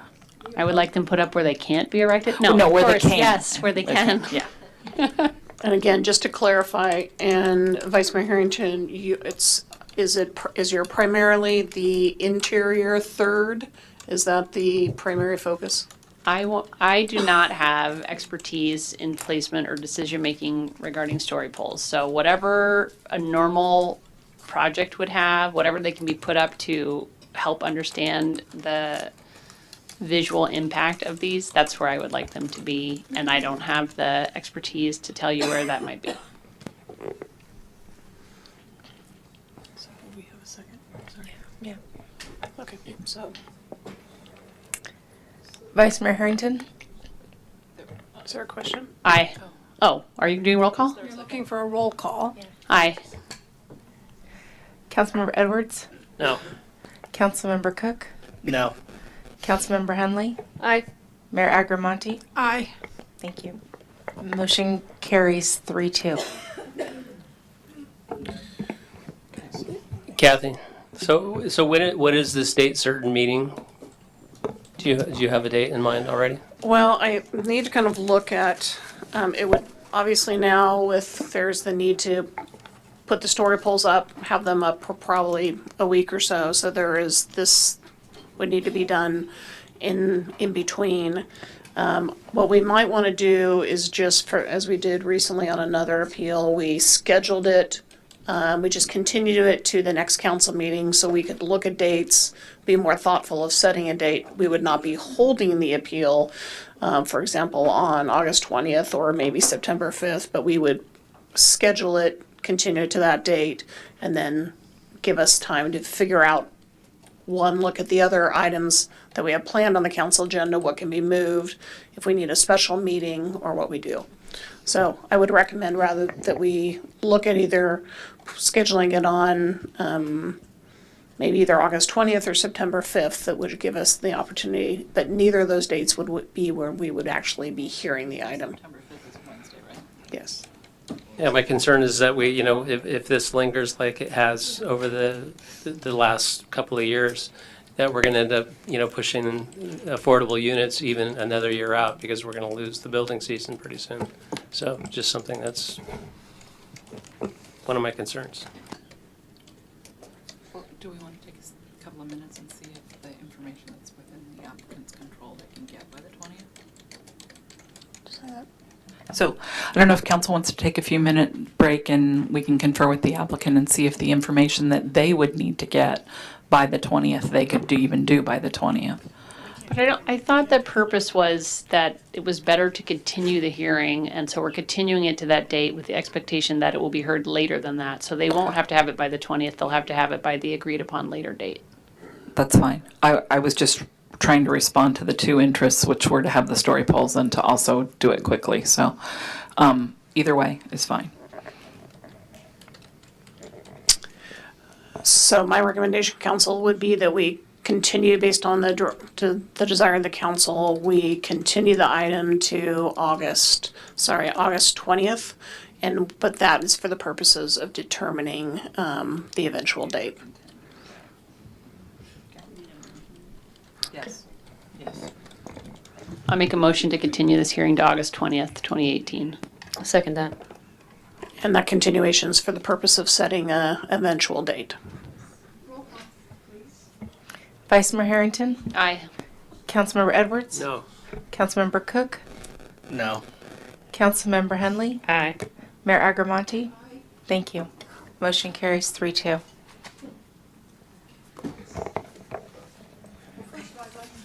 Sorry, once you can hear me, I'd like to say thank you so much for your patience. I think Miss Joyner, pretty interesting. She said, wow, I can't believe you sit here that long. But you know what? We really believe in what we're doing, so I appreciate your being here. And I know, what is tonight? Oh, Monday. You could be watching, what's the auction that on Channel 9? Antiques Roadshow. But you chose to be here instead, so I appreciate that. Thank you. So, let me see. I have no dedications. I have no. Adjourn the meeting. Sorry, Mayor Agramonte, just one brief item under city manager report. Oh, sorry. Okay, sorry. That's what I was going through here. So there are no dedications this evening. And are there any council reports? Are there any council reports? Are there any council reports this evening? No? And now, city manager? So city manager report. Folks could maybe. We're actually still having our meeting. Oh, yeah. If you leave quietly, we're still finishing up our meeting. Thank you. Thank you all for being here this evening. So Mayor Agramonte and council members, I am looking for a council subcommittee, preferably two, to work on the anniversary kind of activities, events, or to be determined. There's been different conversations. Supervisor Gorin has reached out, would like to understand and work with us about what the city may be doing. I think there could also be a conversation with Chamber, Vendors, Growers, Visitors Bureau. So just rather than having staff kind of drive this, I think it worked really well when we had Vice Mayor Harrington and Councilmember Agramonte kind of working in a team with staff last year. And so if there's two council members that would like to do it, I don't think this is a large amount of time. I don't see us necessarily doing something quite as robust as we did last year, but Will we I would have like some access input. to Lisa Jansen? Yes, we'll have Oh, Lisa thank you. Jansen we'll have her be involved. Yeah, I'll do it. Do you want to do that again? I would love to do that with you. All right. I'll be planning a wedding at that time, but it sounds delightful. Maybe we should combine Rachel's wedding with the celebration. Just start that going now. Would you just plan my wedding at there? If this would be a love sculpture, oh my god. Why don't I just get married on the plaza? All right, thank you, Mayor Agramonte and Vice Mayor Harrington for agreeing. Thank you. Thank you. We're having a mini engagement shoot on the plaza the day before our wedding. And this All right, Madeline, can we do a formal vote, please? You really should vote on that. Oh, The subcommittee. oh, could I have a roll call? I'll make please? I'll make a motion that Mayor Agramonte and Councilmember Harrington are on the activities Thank you. sub ad hoc committee. And we need a Second. second. Roll call, please. Vice Mayor Harrington? Aye. Councilmember Edwards? Yes. Councilmember Cook? Aye. Councilmember Henley? Yes. Mayor Agramonte? Yes. Thank you. The Thank motion you. carries unanimously. So, guess who I finally spoke to today, Jeffrey? Oh, he's still around. And so here's Are we adjourned? the skivvy on that. Are we Yes, adjourned? yes. Oh, I adjourn this meeting. Thank you. So, thanks.